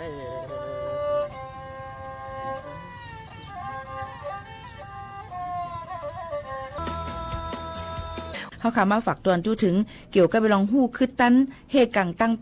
ลองเพหมอกกวนกล้องกวนโมแลฝุ่นอันเล็กๆ PM 2.5 ในนั่นค่ะย้ำพองแต่เหลียวตั้งเมืองจึงไทยไหลหิมหัวหมอกขานั่นเลยว่าด้วยกว่าตั้งเลยก็เป็นหมอกกวนกล้องกวนโมเมืองโมลงกว่าเสียงก็เพราะว่ามีฝุ่นอันเล็กๆอันเฮาขาดด้วยเลยหวยตาเฮาขาดที่ในบ่อมไข่หันเอาก็กับเมืองปอโมลงกว่าเสียงบนห้องว่า PM 2.5 เมืองปอโมลงไว้ในค่ะก็เบอร์นั้นแหละมันเล็กๆอ่อนกล้วยมี 2.5 ไมครอนในค่ะก็เบอร์นั้นก็ตาน1เนอ25เซนคูณหัวค่ะนี่เล็กๆอ่อนกล้วยค่ะแล้วก็เบอร์นั้นหอมปอต้วยอ่ำไลเยาก็จังตุ้มเตอร์ตอนตาป้ายอยู่ดีในก้นเฮาขานั่นจอมไหนค่ะที่อันดำรองนั่นเลยก็อันเป็นฝุ่นอันเป็นหมอกกว้างๆอันเล็กๆนั่นตีให้ทางมีถาดสารกล้องเข้ามาสิเฮ็ดเฮา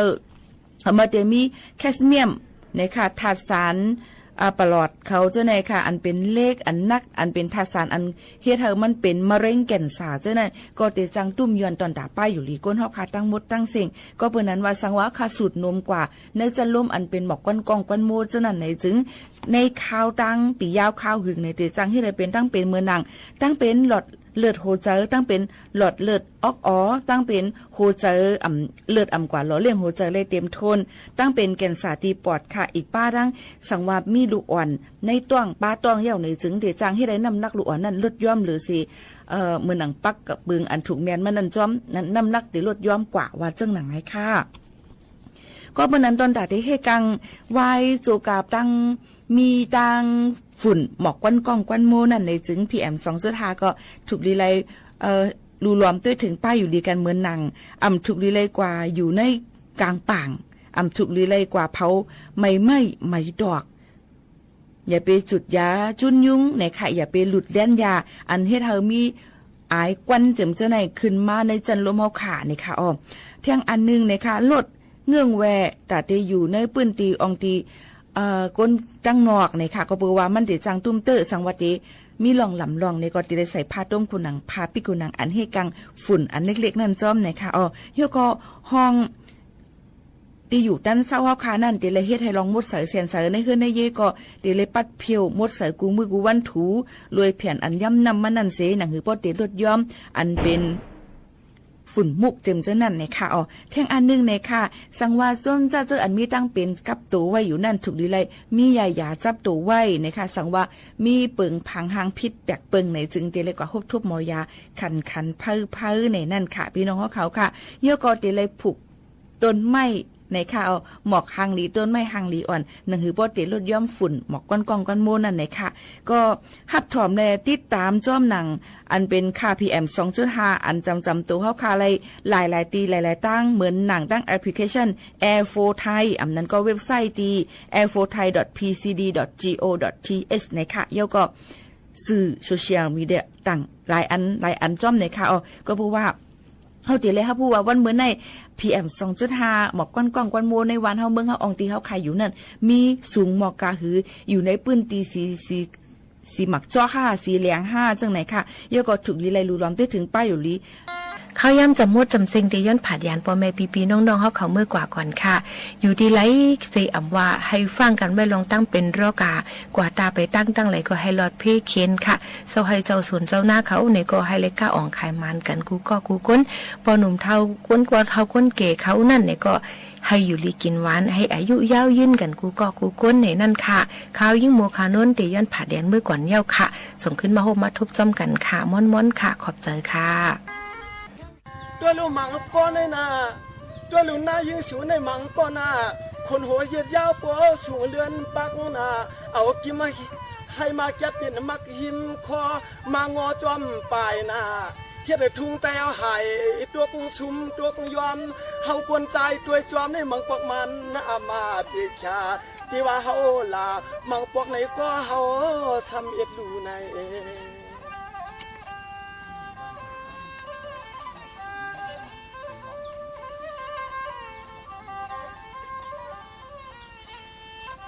เมียว่าเจ้าชูในเมียวเจ้าชูในหันเป็นเฮ็ดชามาจื้อก็เก็บใจตียังตัวขอบมือในมังก็เอาน้ำหันสมาย่อมตาผมป้าไหลคู่ห่วงจูเปิ่นมาเล็บเฮียนเลียนตัวลูกไตก็ยิงก็จาในมือเขาปล่อยเดมาหนึ่งกวนไม่กิน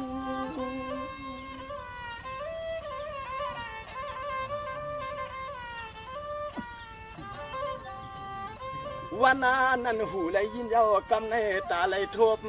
ที่อันนาว่างยิงย่ำคบที่ชบก็ทุกย่อมตาน้ำมันควางหานีนอลูกไตเมียวเจอสูในนอมันลองพิงทุ่งเงินคือลูกไตปีมาทีเอาพิงทุ่งปืนตาหน้าจีถมลูกไตอ่อนที่เอาตัวโหตัวหายเมียวปืนลงในคำน้อยกว่าเอาเข้ามาใจสูงใจลวงน้องน้อง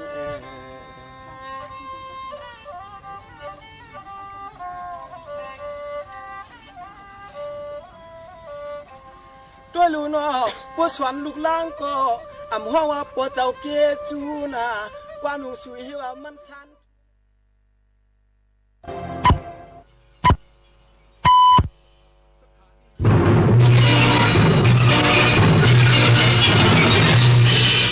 านีวิทยุกระจายเสียงแห่งประเทศไทยและเครือข่ายทั่วประเทศเสนอข่าวต้นชั่วโมง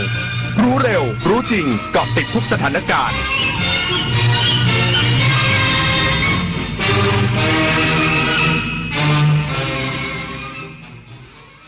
รับฟังข่าวต้นชั่วโมง 23 นาฬิกากับยุทธพรบานเย็นครับ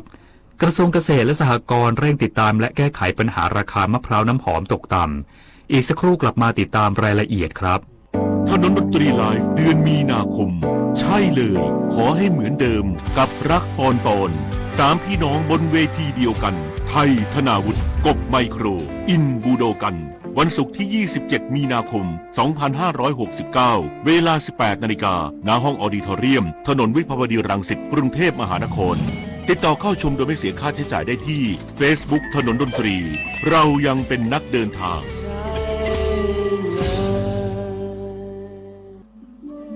วัฒนธรรมไทยคือพลังที่เชื่อมอาเซียนจากรอยยิ้มอาหารดนตรีและประเพณีสู่การเรียนรู้แบ่งปันและเติบโตไปด้วยกันการท่องเที่ยวสร้างมิตรภาพศิลปะเชื่อมความเข้าใจและความหลากหลายคือหัวใจของภูมิภาคนี่คืออัตลักษณ์ร่วมที่ทำให้ไทยและอาเซียนก้าวไปข้างหน้าอย่างยั่งยืนอาเซียนสังคมเดียวกันก้าวไปด้วยกันหากทะเลพูดได้เขาคงไม่อยากได้ขยะหากสัตว์ป่าพูดได้เขาคงอยากอยู่อย่างปลอดภัยพื้นที่ป่าคือบ้านของสัตว์ป่า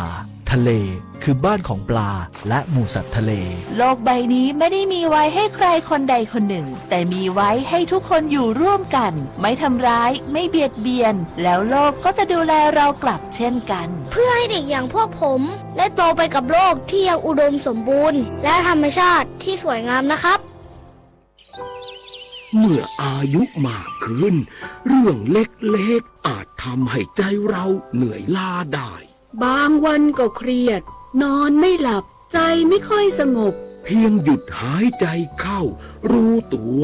หายใจออกอย่างผ่อนคลายฝึกสติวันละนิดช่วยให้ใจสงบลดความเครียดพอฝึกสติแล้วใจเบาขึ้นชีวิตก็มีความสุขมากขึ้นกระทรวงเกษตรและสหกรณ์เร่งติดตามและแก้ไขปัญหาราคามะพร้าวน้ำหอมตกต่ำเพื่อบรรเทาความเดือดร้อนให้เกษตรกรร้อยเอกธรรมนัส พรหมเผ่ารองนายกรัฐมนตรีและรัฐมนตรีว่าการกระทรวงเกษตรและสหกรณ์กล่าวถึงกรณีขณะนี้เกษตรกรผู้ปลูกมะพร้าวน้ำหอมประสบปัญหาราคารับซื้อหน้าสวนตกต่ำเหลือเพียงลูกละ 2-3 บาทรวมถึงมีรายงานว่ามีการแทรกแซงราคาจากพ่อค้าคนกลางและลงมะพร้าวที่อาจเข้าข่ายนอมินีและฝ่าฝืนกฎหมายว่ากระทรวงเกษตรและสหกรณ์ได้มอบหมายให้ปลัดกระทรวงเกษตรและสหกรณ์ติดตามและเร่งแก้ไขปัญหาแม้ว่าขณะนี้สถานการณ์ทางการเมืองยังไม่นิ่งแต่ความเดือดร้อนของเกษตรกรรอไม่ได้ด้านนายวินโรจน์ทรัพย์ส่งสุขปลัดกระทรวงเกษตรและสหกรณ์กล่าวว่าได้สั่งการให้กรมวิชาการเกษตรกรมส่งเสริมการเกษตรสำนักงานเศรษฐกิจการเกษตรหน่วยเฉพาะกิจพญานาคราชและหน่วยงานที่เกี่ยวข้องบูรณาการทำงานร่วมกับกระทรวงพาณิชย์ตรวจสอบเรื่องดังกล่าวแล้วย้ำว่ากระทรวงเกษตรและสหกรณ์ที่ดูแลการผลิตจะเข้าไปช่วยเหลือในเรื่องความเป็นธรรมด้านราคาผลผลิตกับเกษตรกรแต่ในส่วนของมะพร้าวคัดเกรดและมะพร้าวที่ได้รับการรับรอง GAP ทราบว่าขณะนี้ยังไม่ได้รับผลกระทบจากปัญหาดังกล่าวอย่างไรก็ตามที่ผ่านมากระทรวงเกษตรและสหกรณ์ได้ขับเคลื่อนกันแก้ปัญหาผ่านกลไกของกรมส่งเสริมสหกรณ์และองค์การตลาดเพื่อเกษตรกรหรืออตก.โดยการกระจายผลผลิตไปยังภูมิภาคต่างๆและกระตุ้นการบริโภคภายในประเทศสามารถบรรเทาปัญหาความเดือดร้อนของเกษตรกรและส่งผลให้ราคามะพร้าวน้ำหอมปรับตัวสูงขึ้นชวนันท์มาลีรายงานอุทยานแห่งชาติหาดนพรัตน์ธาราหมู่เกาะพีพีพบโลมาปากขวดฝูงใหญ่กว่า30ตัวบริเวณเกาะพีพีดอนสะท้อนความสมบูรณ์ทะเลและความสำเร็จในงานอนุรักษ์นายเกรียงไกรเพาะเจริญหัวหน้าอุทยานแห่งชาติหาดนพรัตน์ธาราหมู่เกาะพีพีกล่าวว่าเจ้าหน้าที่อุทยานแห่งชาติหาดนพรัตน์ธาราหมู่เกาะพีพีได้รับรายงานพบฝูงโลมาปากขวดจำนวนมากประมาณ 20-30 ตัวบริเวณเกาะพีพีดอนหลังกรมอุทยานแห่งชาติสัตว์ป่าและพันธุ์พืชให้อุทยานแห่งชาติทางทะเลทุกแห่งติดตามและรายงานสถานการณ์สัตว์ทะเลหายากแบบเรียลไทม์เพื่อให้ประชาชนทราบถึงความเคลื่อนไหวและความอุดมสมบูรณ์ของทรัพยากรธรรมชาติในพื้นที่โดยได้รับความร่วมมืออย่างดีจากผู้ประกอบการเรือนำเที่ยวในการแจ้งพิกัดและบันทึกภาพ สำหรับการปรากฏตัวของโลมาปากขวดสูงใหญ่วันนี้เป็นสัญญาณบ่งบอกถึงความสำเร็จในการบริหารจัดการพื้นที่และการฟื้นตัวของระบบนิเวศในเขตอุทยานอย่างชัดเจนจากการดำเนินงานตามพระราชปณิธานของสมเด็จพระเจ้าลูกเธอเจ้าฟ้าสิริวัณวรีนารีรัตนราชกัญญาผ่านมูลนิธิอนุรักษ์แนวปะการังและสิ่งมีชีวิตใต้ทะเลไทยที่ทรงมีพระดำริให้บูรณาการความร่วมมือในการอนุรักษ์ฟื้นฟูทรัพยากรทางทะเลและสัตว์ทะเลหายากให้อยู่คู่กับทะเลไทยอย่างยั่งยืนปิยาพันยังเทียนรายงานกรมการแพทย์เตือนสารหนูมีหลายรูปแบบแนะนำให้ประชาชนหลีกเลี่ยงการสัมผัสและเลือกใช้น้ำที่ได้มาตรฐานเพื่อความปลอดภัยนายแพทย์อัครฐานจิตนุยานนท์รองอธิบดีกรมการแพทย์เปิดเผยว่าสารหนูแบ่งออกเป็นหลายรูปแบบได้แก่สารหนูในรูปธาตุซึ่งพบได้ในธรรมชาติสารหนูอินทรีย์ซึ่งพบได้ในอาหารทะเลบางชนิดและสารหนูอนินทรีย์ซึ่งอาจพบในผลิตภัณฑ์บางประเภทเช่นสารกำจัดวัชพืชสารกำจัดศัตรูพืชบางชนิดรวมถึงในอุตสาหกรรมเหมืองแร่นอกจากนี้ในบางกระบวนการผลิตทางอุตสาหกรรมเช่นการหลอมแร่หรือการผลิตสารกึ่งตัวนำอาจมีสารหนูเป็นส่วนประกอบสำหรับผลกระทบต่อร่างกายขึ้นอยู่กับรูปแบบปริมาณและระยะเวลาที่ได้รับอาการอาจเกี่ยวข้องกับระบบทางเดินอาหารระบบผิวหนังระบบประสาทหรือระบบเลือดซึ่งลักษณะอาการจะแตกต่างกันในแต่ละบุคคลได้ในแพทย์ปิยวัฒน์ลาวหูตานนท์ผู้อำนวยการโรงพยาบาลนพรัตน์ราชธานีกล่าวว่าการดูแลสุขภาพที่ดีควรเริ่มจากการเลือกใช้น้ำอุปโภคบริโภคที่ได้มาตรฐานและหลีกเลี่ยงการสัมผัสสารเคมีโดยไม่จำเป็นโดยกรมอนามัยแนะนำให้ประชาชนใช้น้ำประปาจากการประปาส่วนภูมิภาคในการอุปโภคบริโภคเพื่อความมั่นใจในมาตรฐานความปลอดภัยจบข่าวยุทธพรบานเย็นอ่านรับฟังข่าวครั้งต่อไปเวลา 6 นาฬิกาครับติดตามข่าวที่นำเสนอไปแล้วได้ที่ www.thainews.prd.go.th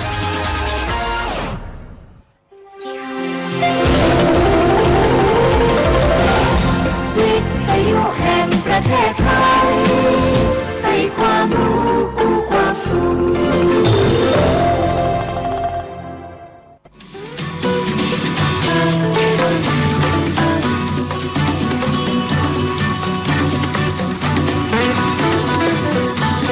บนเส้นทางของถนนสายนี้เรามีบทเพลงเพื่อชีวิตดนตรีกวีศิลปะวัฒนธรรมวรรณกรรมมาฝากคุณทุกวันเสาร์และอาทิตย์กับเราที่นี่ถนนดนตรี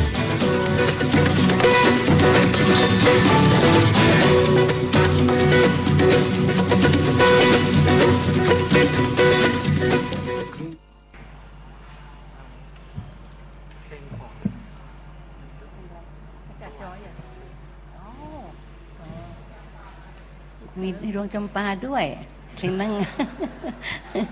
เพลงของนั่งงาเพลงประกอบละครเรื่องแคนลำโขงนะเจ้าแล้วก็มีอย่างก็ที่แนะนำมาก่อนขึ้นเวทีเจ้าสวัสดิ์เธอใช่ไหมมีสวัสดิ์เธอเพลงสวัสดิ์เธอนี่แบบเจ้าคุณจรัญแต่งนะเจ้าเป็นเพลงที่คุณสมพจน์สิงห์สุวรรณเป็นผู้ประพันธ์รู้สึกว่าประกอบละครเหมือนกันเจ้าเพลงนี้นะฮะเมื่อก่อนนี่ร้องเดี่ยวว่าพอคุณจรัญหยิบเพลงนี้มา arrange ใหม่แล้วก็มาเอามาเป็นเพลงกู้นะเจ้าก็มีหลายเพลงที่ห้องบะจบบะเสี่ยงนะเจ้า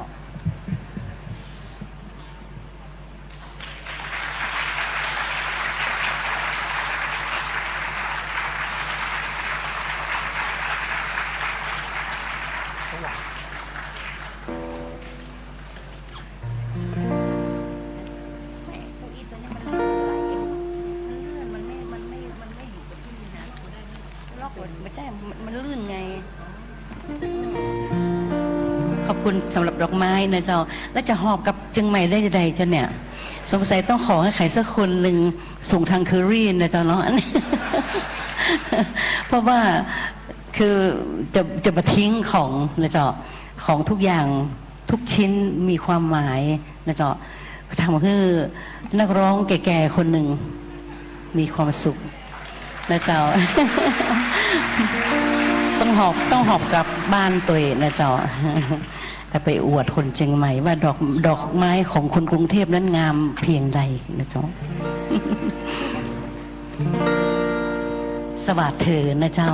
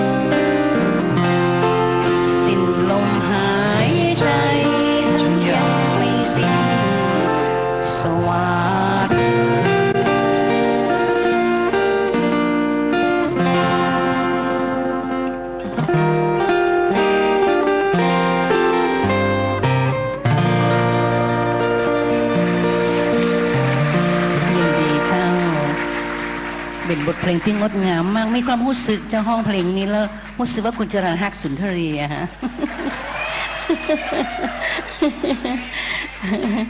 เป็นเพลง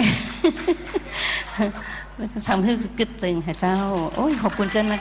เก้าอี้ตัวนี้มันเลื่อนค่ะมันพื้นมันลื่นเจ้าแล้วก็นั่งบ่ม่วนเจ้าโอ้ยตายแล้วขอบคุณเจ้าชุบชีวิตใหม่ เมื่อกี้เพลงอีแหมก็เจ้าสวัสดีเธอและอะไรนะอ๋อดวงจำปาโอ้เพลงนั่งหงายอย่ามาฟังเด้อ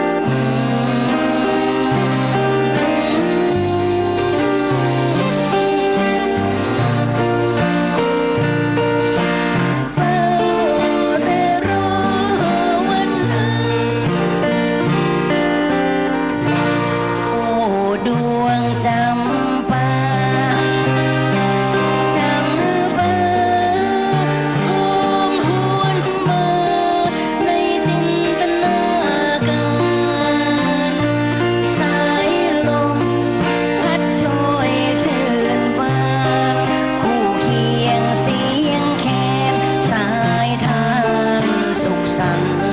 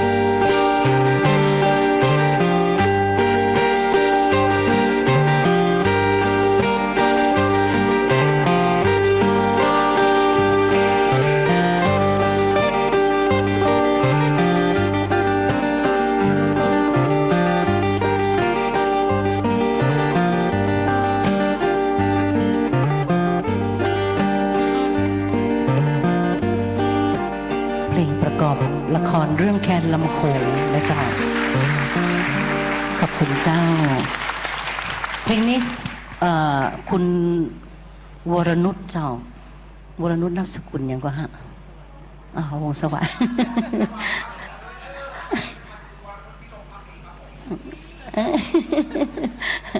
คุณวรนุชเป็นคนห้องประกอบละครนะเจ้าแล้วก็พอมีคอนเสิร์ตสายน้ำสามัญชนของละหงาที่ธรรมศาสตร์เจ้าหอประชุมใหญ่มหาลัยธรรมศาสตร์เปิ้ลก็ขอให้พี่สุนทรีว่าห้องเพลงนี้บอกว่าแต่งเพลงนี้แล้วคิดถึงเสียงสุนทรีว่างั้นเจ้าละหงาจะน่าฮักเสมอนะเจ้าจะทำอะไรอย่างก็จะแอบคิดถึงแล้วก็เลยมีโอกาสได้หยิบเพลงสวยๆของละหงามาฮ้องในเวอร์ชั่นของพี่สุนทรีนะเจ้าเมื่อกี้คุณเอกแนะนำรักสับสนใช่ไหมคะเพลงนี้งามมากเลยจ้ะสมัยนั้นน่ะร้องเพลงรักสับสนครั้งแรกเนี่ยยังเหมือนมีแฟนเตื้อยังเป็นสาวแบบโสด ซิงแล้วก็พอแต่งเพลงนี้ขึ้นมาแล้วมีรู้สึกอินกับมันมากเลยนะเจ้าคือคนอยู่กับดนตรีนะเจ้าก็จะคล้อยเหมือนเราเป็นตัวละครตัวหนึ่งของเพลงน้ำตาไหลเลยเจ้าเพลงเนี่ยห้องครั้งแรกนะเจ้ารักสับสนลองฟังดูนะเจ้าหลายๆท่านอาจจะคุ้นเคยอยู่แต่หลายๆท่านอาจจะบ่รู้จักนะเจ้า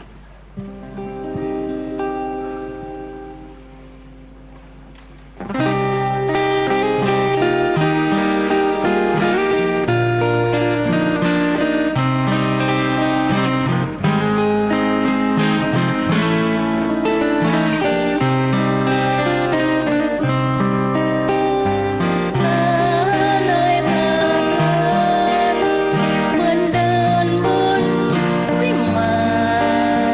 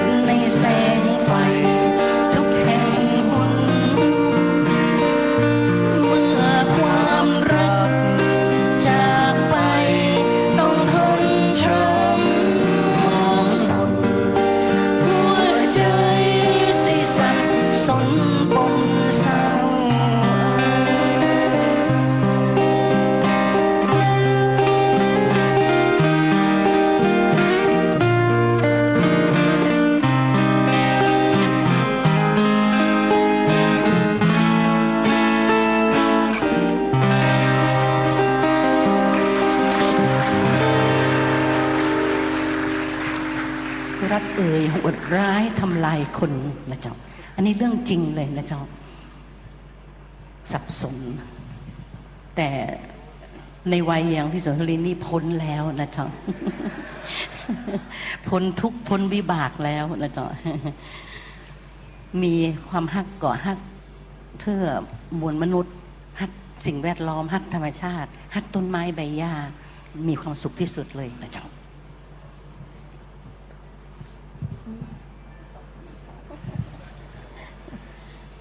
ป้อนทิชชู่ ขอบคุณเจ้ามีอะไรต่ออีกมีใครอยาก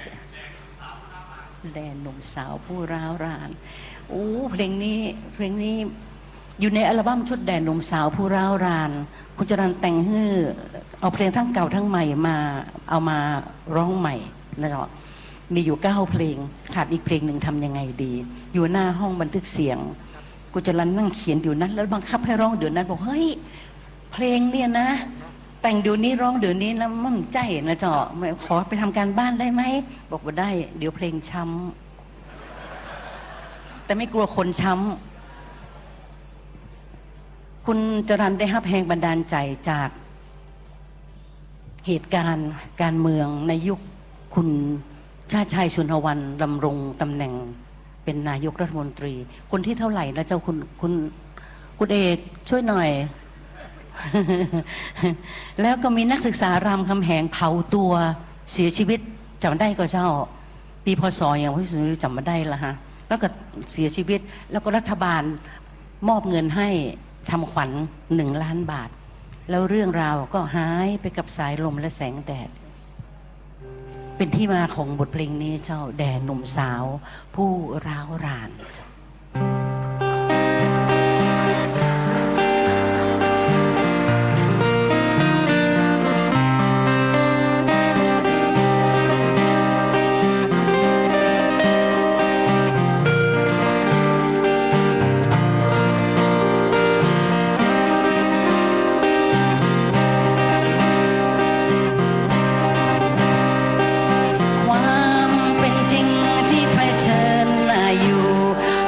จะดูอึมครึมและหนักแรงโตกันมาก็ไม่ทันจะเกรงยังแจกแจงตัวเองไม่เสร็จเลยเป็นไปเองอย่างที่พอจะเป็นอย่างที่เห็นที่อ้างเอ่ยตามกันไปคำพังเพยแต่ไม่รู้เลยจุดยืนเวลาใดที่ดวงใจหดหู่จะเลือกใครเป็นครูคอยบอกทางคนละวัยก็เลยมีช่องห่างยังเคลือบคลางแคลงใจไม่ได้ความ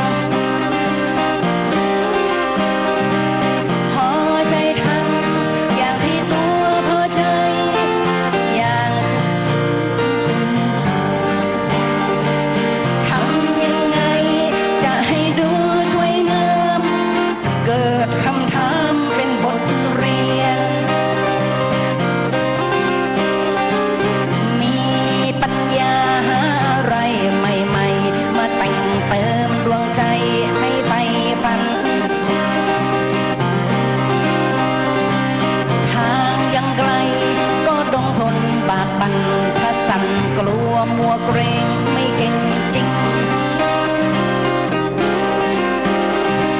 ความโลเลแห่งทะเลสังคม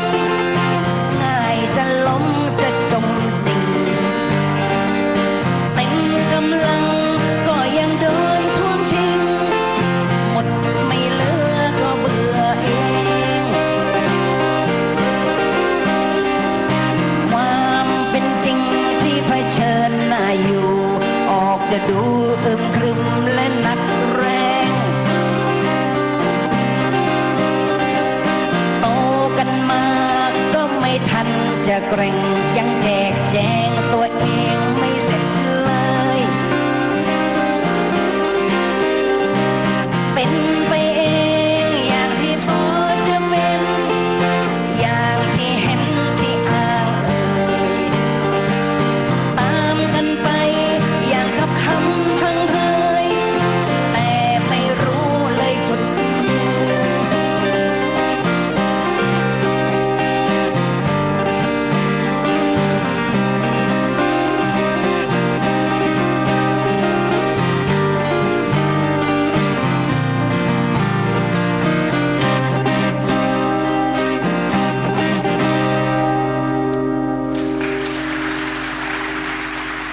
ยินดีเจ้า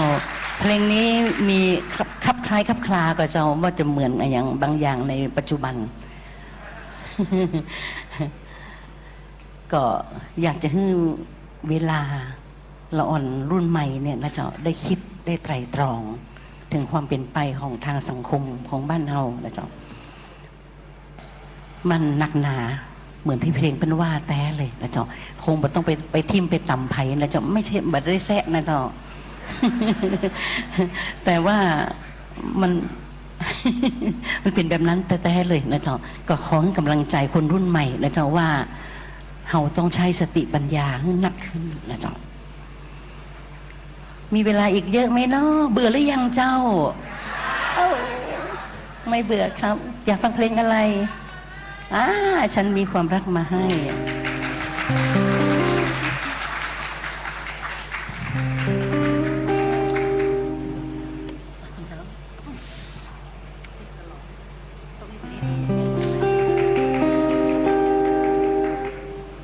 ซีเมเนอร์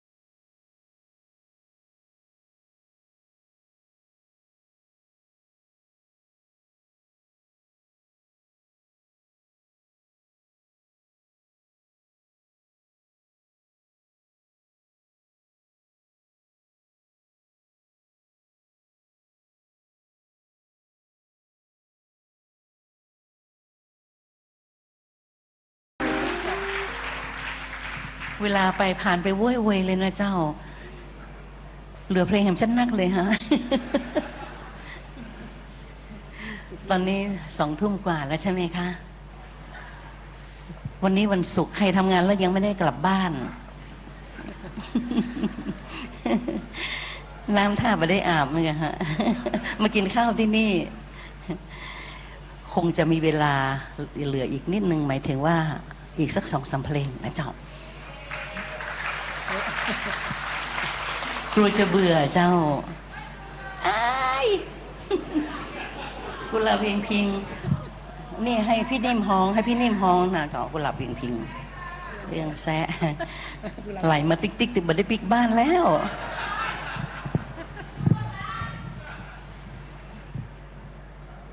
กุหลาบแล้ว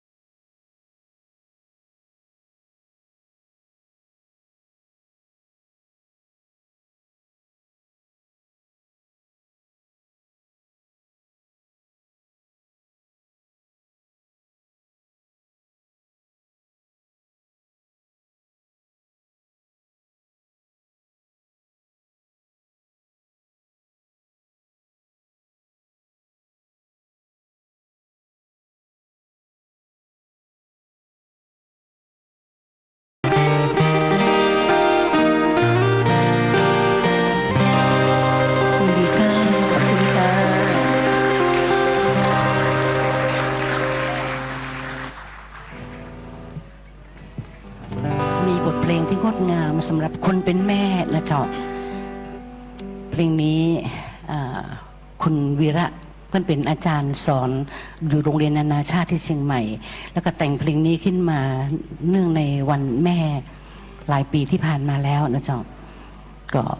เป็นเพลงที่งามแล้วก็ตอกย้ำความรู้สึกที่ดีของคนเป็นแม่เป็นลูกนะเจ้าลองฟังดูนะเจ้ารักของแม่เจ้า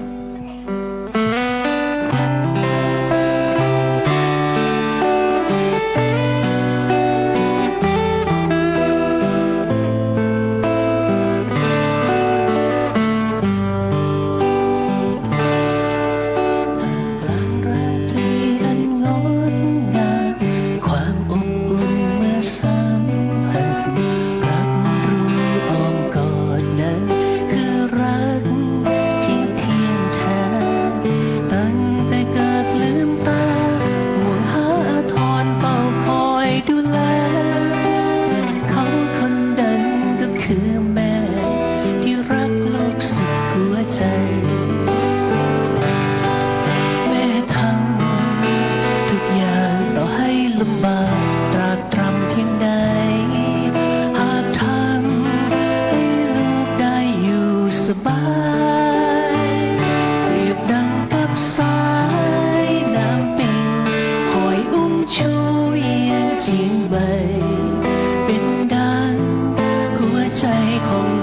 ชนชาว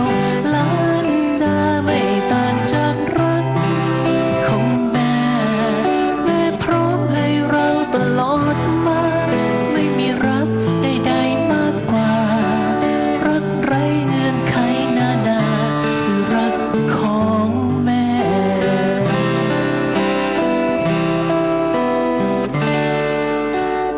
ทุกความรักที่แม่ให้ความห่วงใยที่แม่ไม่หวังจะได้รับสิ่งใดกลับมาสักทีโลกไม่ต้องตอบแทนที่แม่ให้ตราบจนวันนี้แค่ขอลูกเป็นคนที่ดี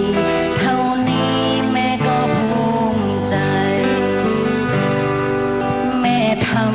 ำทุกอย่างต่อให้ลำบากตราตรำเพียงไหนหากทำให้ลูกได้อยู่สบายเปรียบดังกับสายน้ำปิ่งคอยอุ้มชูเวียงเจียงใหม่เป็นดังหัวใจของเราชนชาวล้านนาไม่ต่างจากรักของแม่พร้อมให้เราตลอดมาไม่มีรักใดๆมากกว่ารักไร้เงื่อนไขนานาคือรักของแม่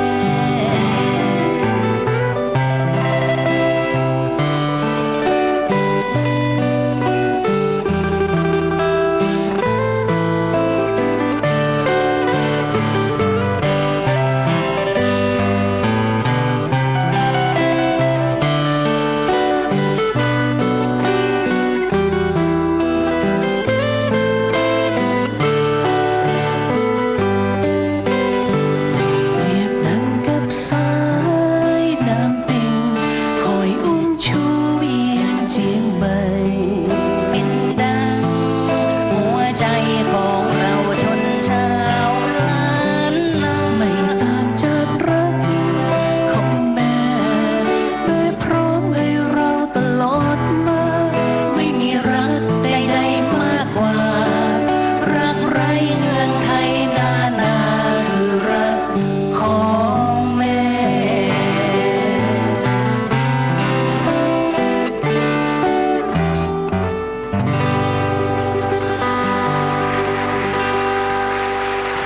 ยินดีจ้านะเจ้า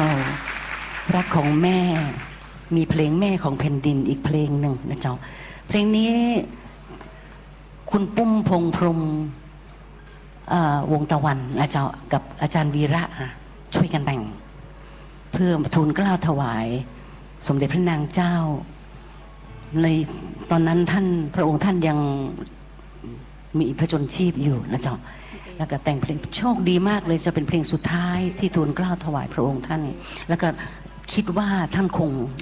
ได้ฟังอยู่เพลงนี้นะเจ้าชื่อเพลงศิลปาชีพอาจจะเกี่ยวข้องกับงานทั้งหมดทั้งมวลของพระองค์ท่านนะเจ้าก็อีกประเมินแล้วนะเจ้าท่านก็จะบรรยุเฮาได้กราบไหว้นะเจ้าก็คิดถึงแต่บทเพลงที่เฮาฮ้องให้เพิ่นฟังนะเจ้าชื่อเพลงศิลปาชีพเจ้าอาจจะแลเป็นทางการสักนิดหนึ่งนะเจ้าแต่อยากให้ฟังกันนะเจ้า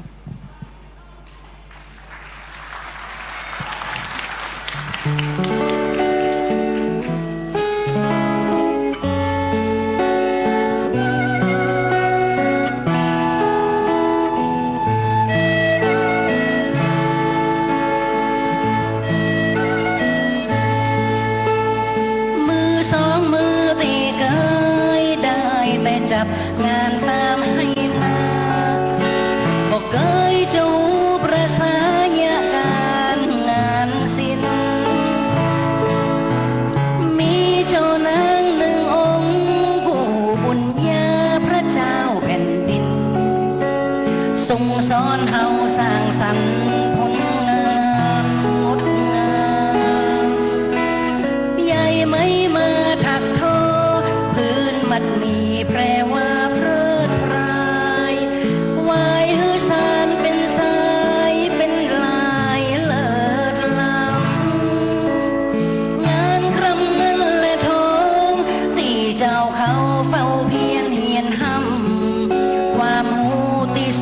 จีนำกำจุน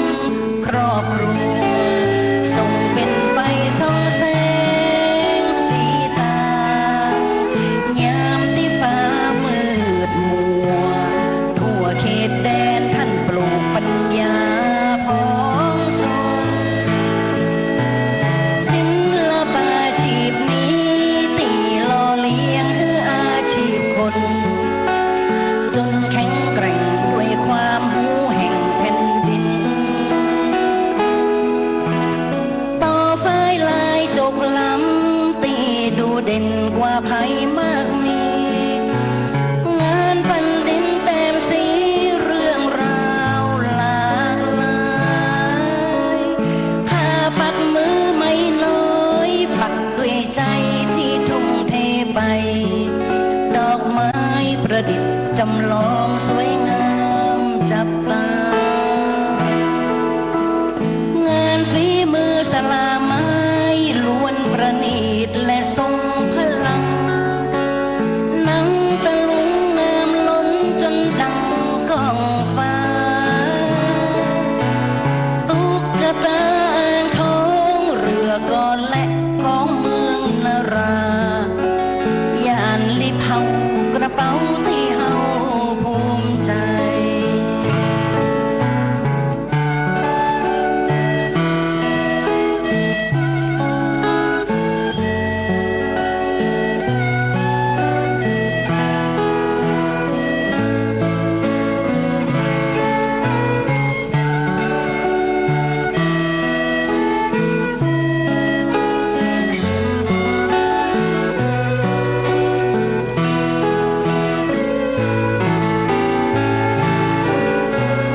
ส่งเป็นไฟส่องแส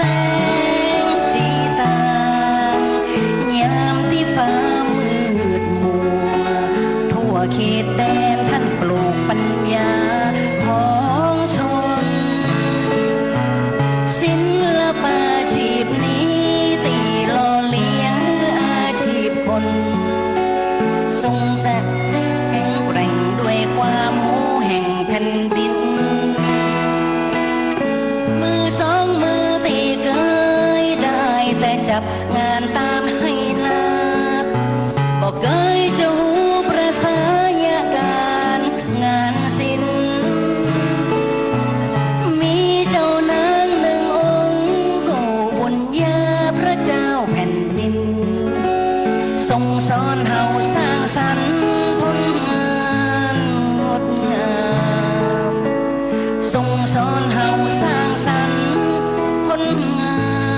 นงดงาม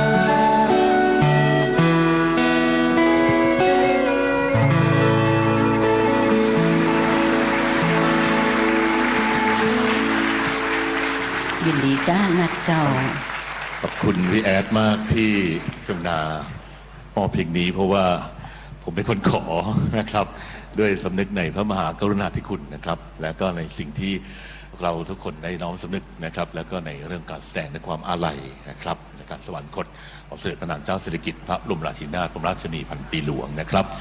ขอเสียงปรบมืออีกครั้งหนึ่งนะครับเพลงนี้เป็นการแสดงความอาลัยนะครับแล้วก็พี่แอดตั้งใจแล้วก็ต้องขอบคุณคนแต่งนะพี่ปุ้มตาวันนะครับแล้วก็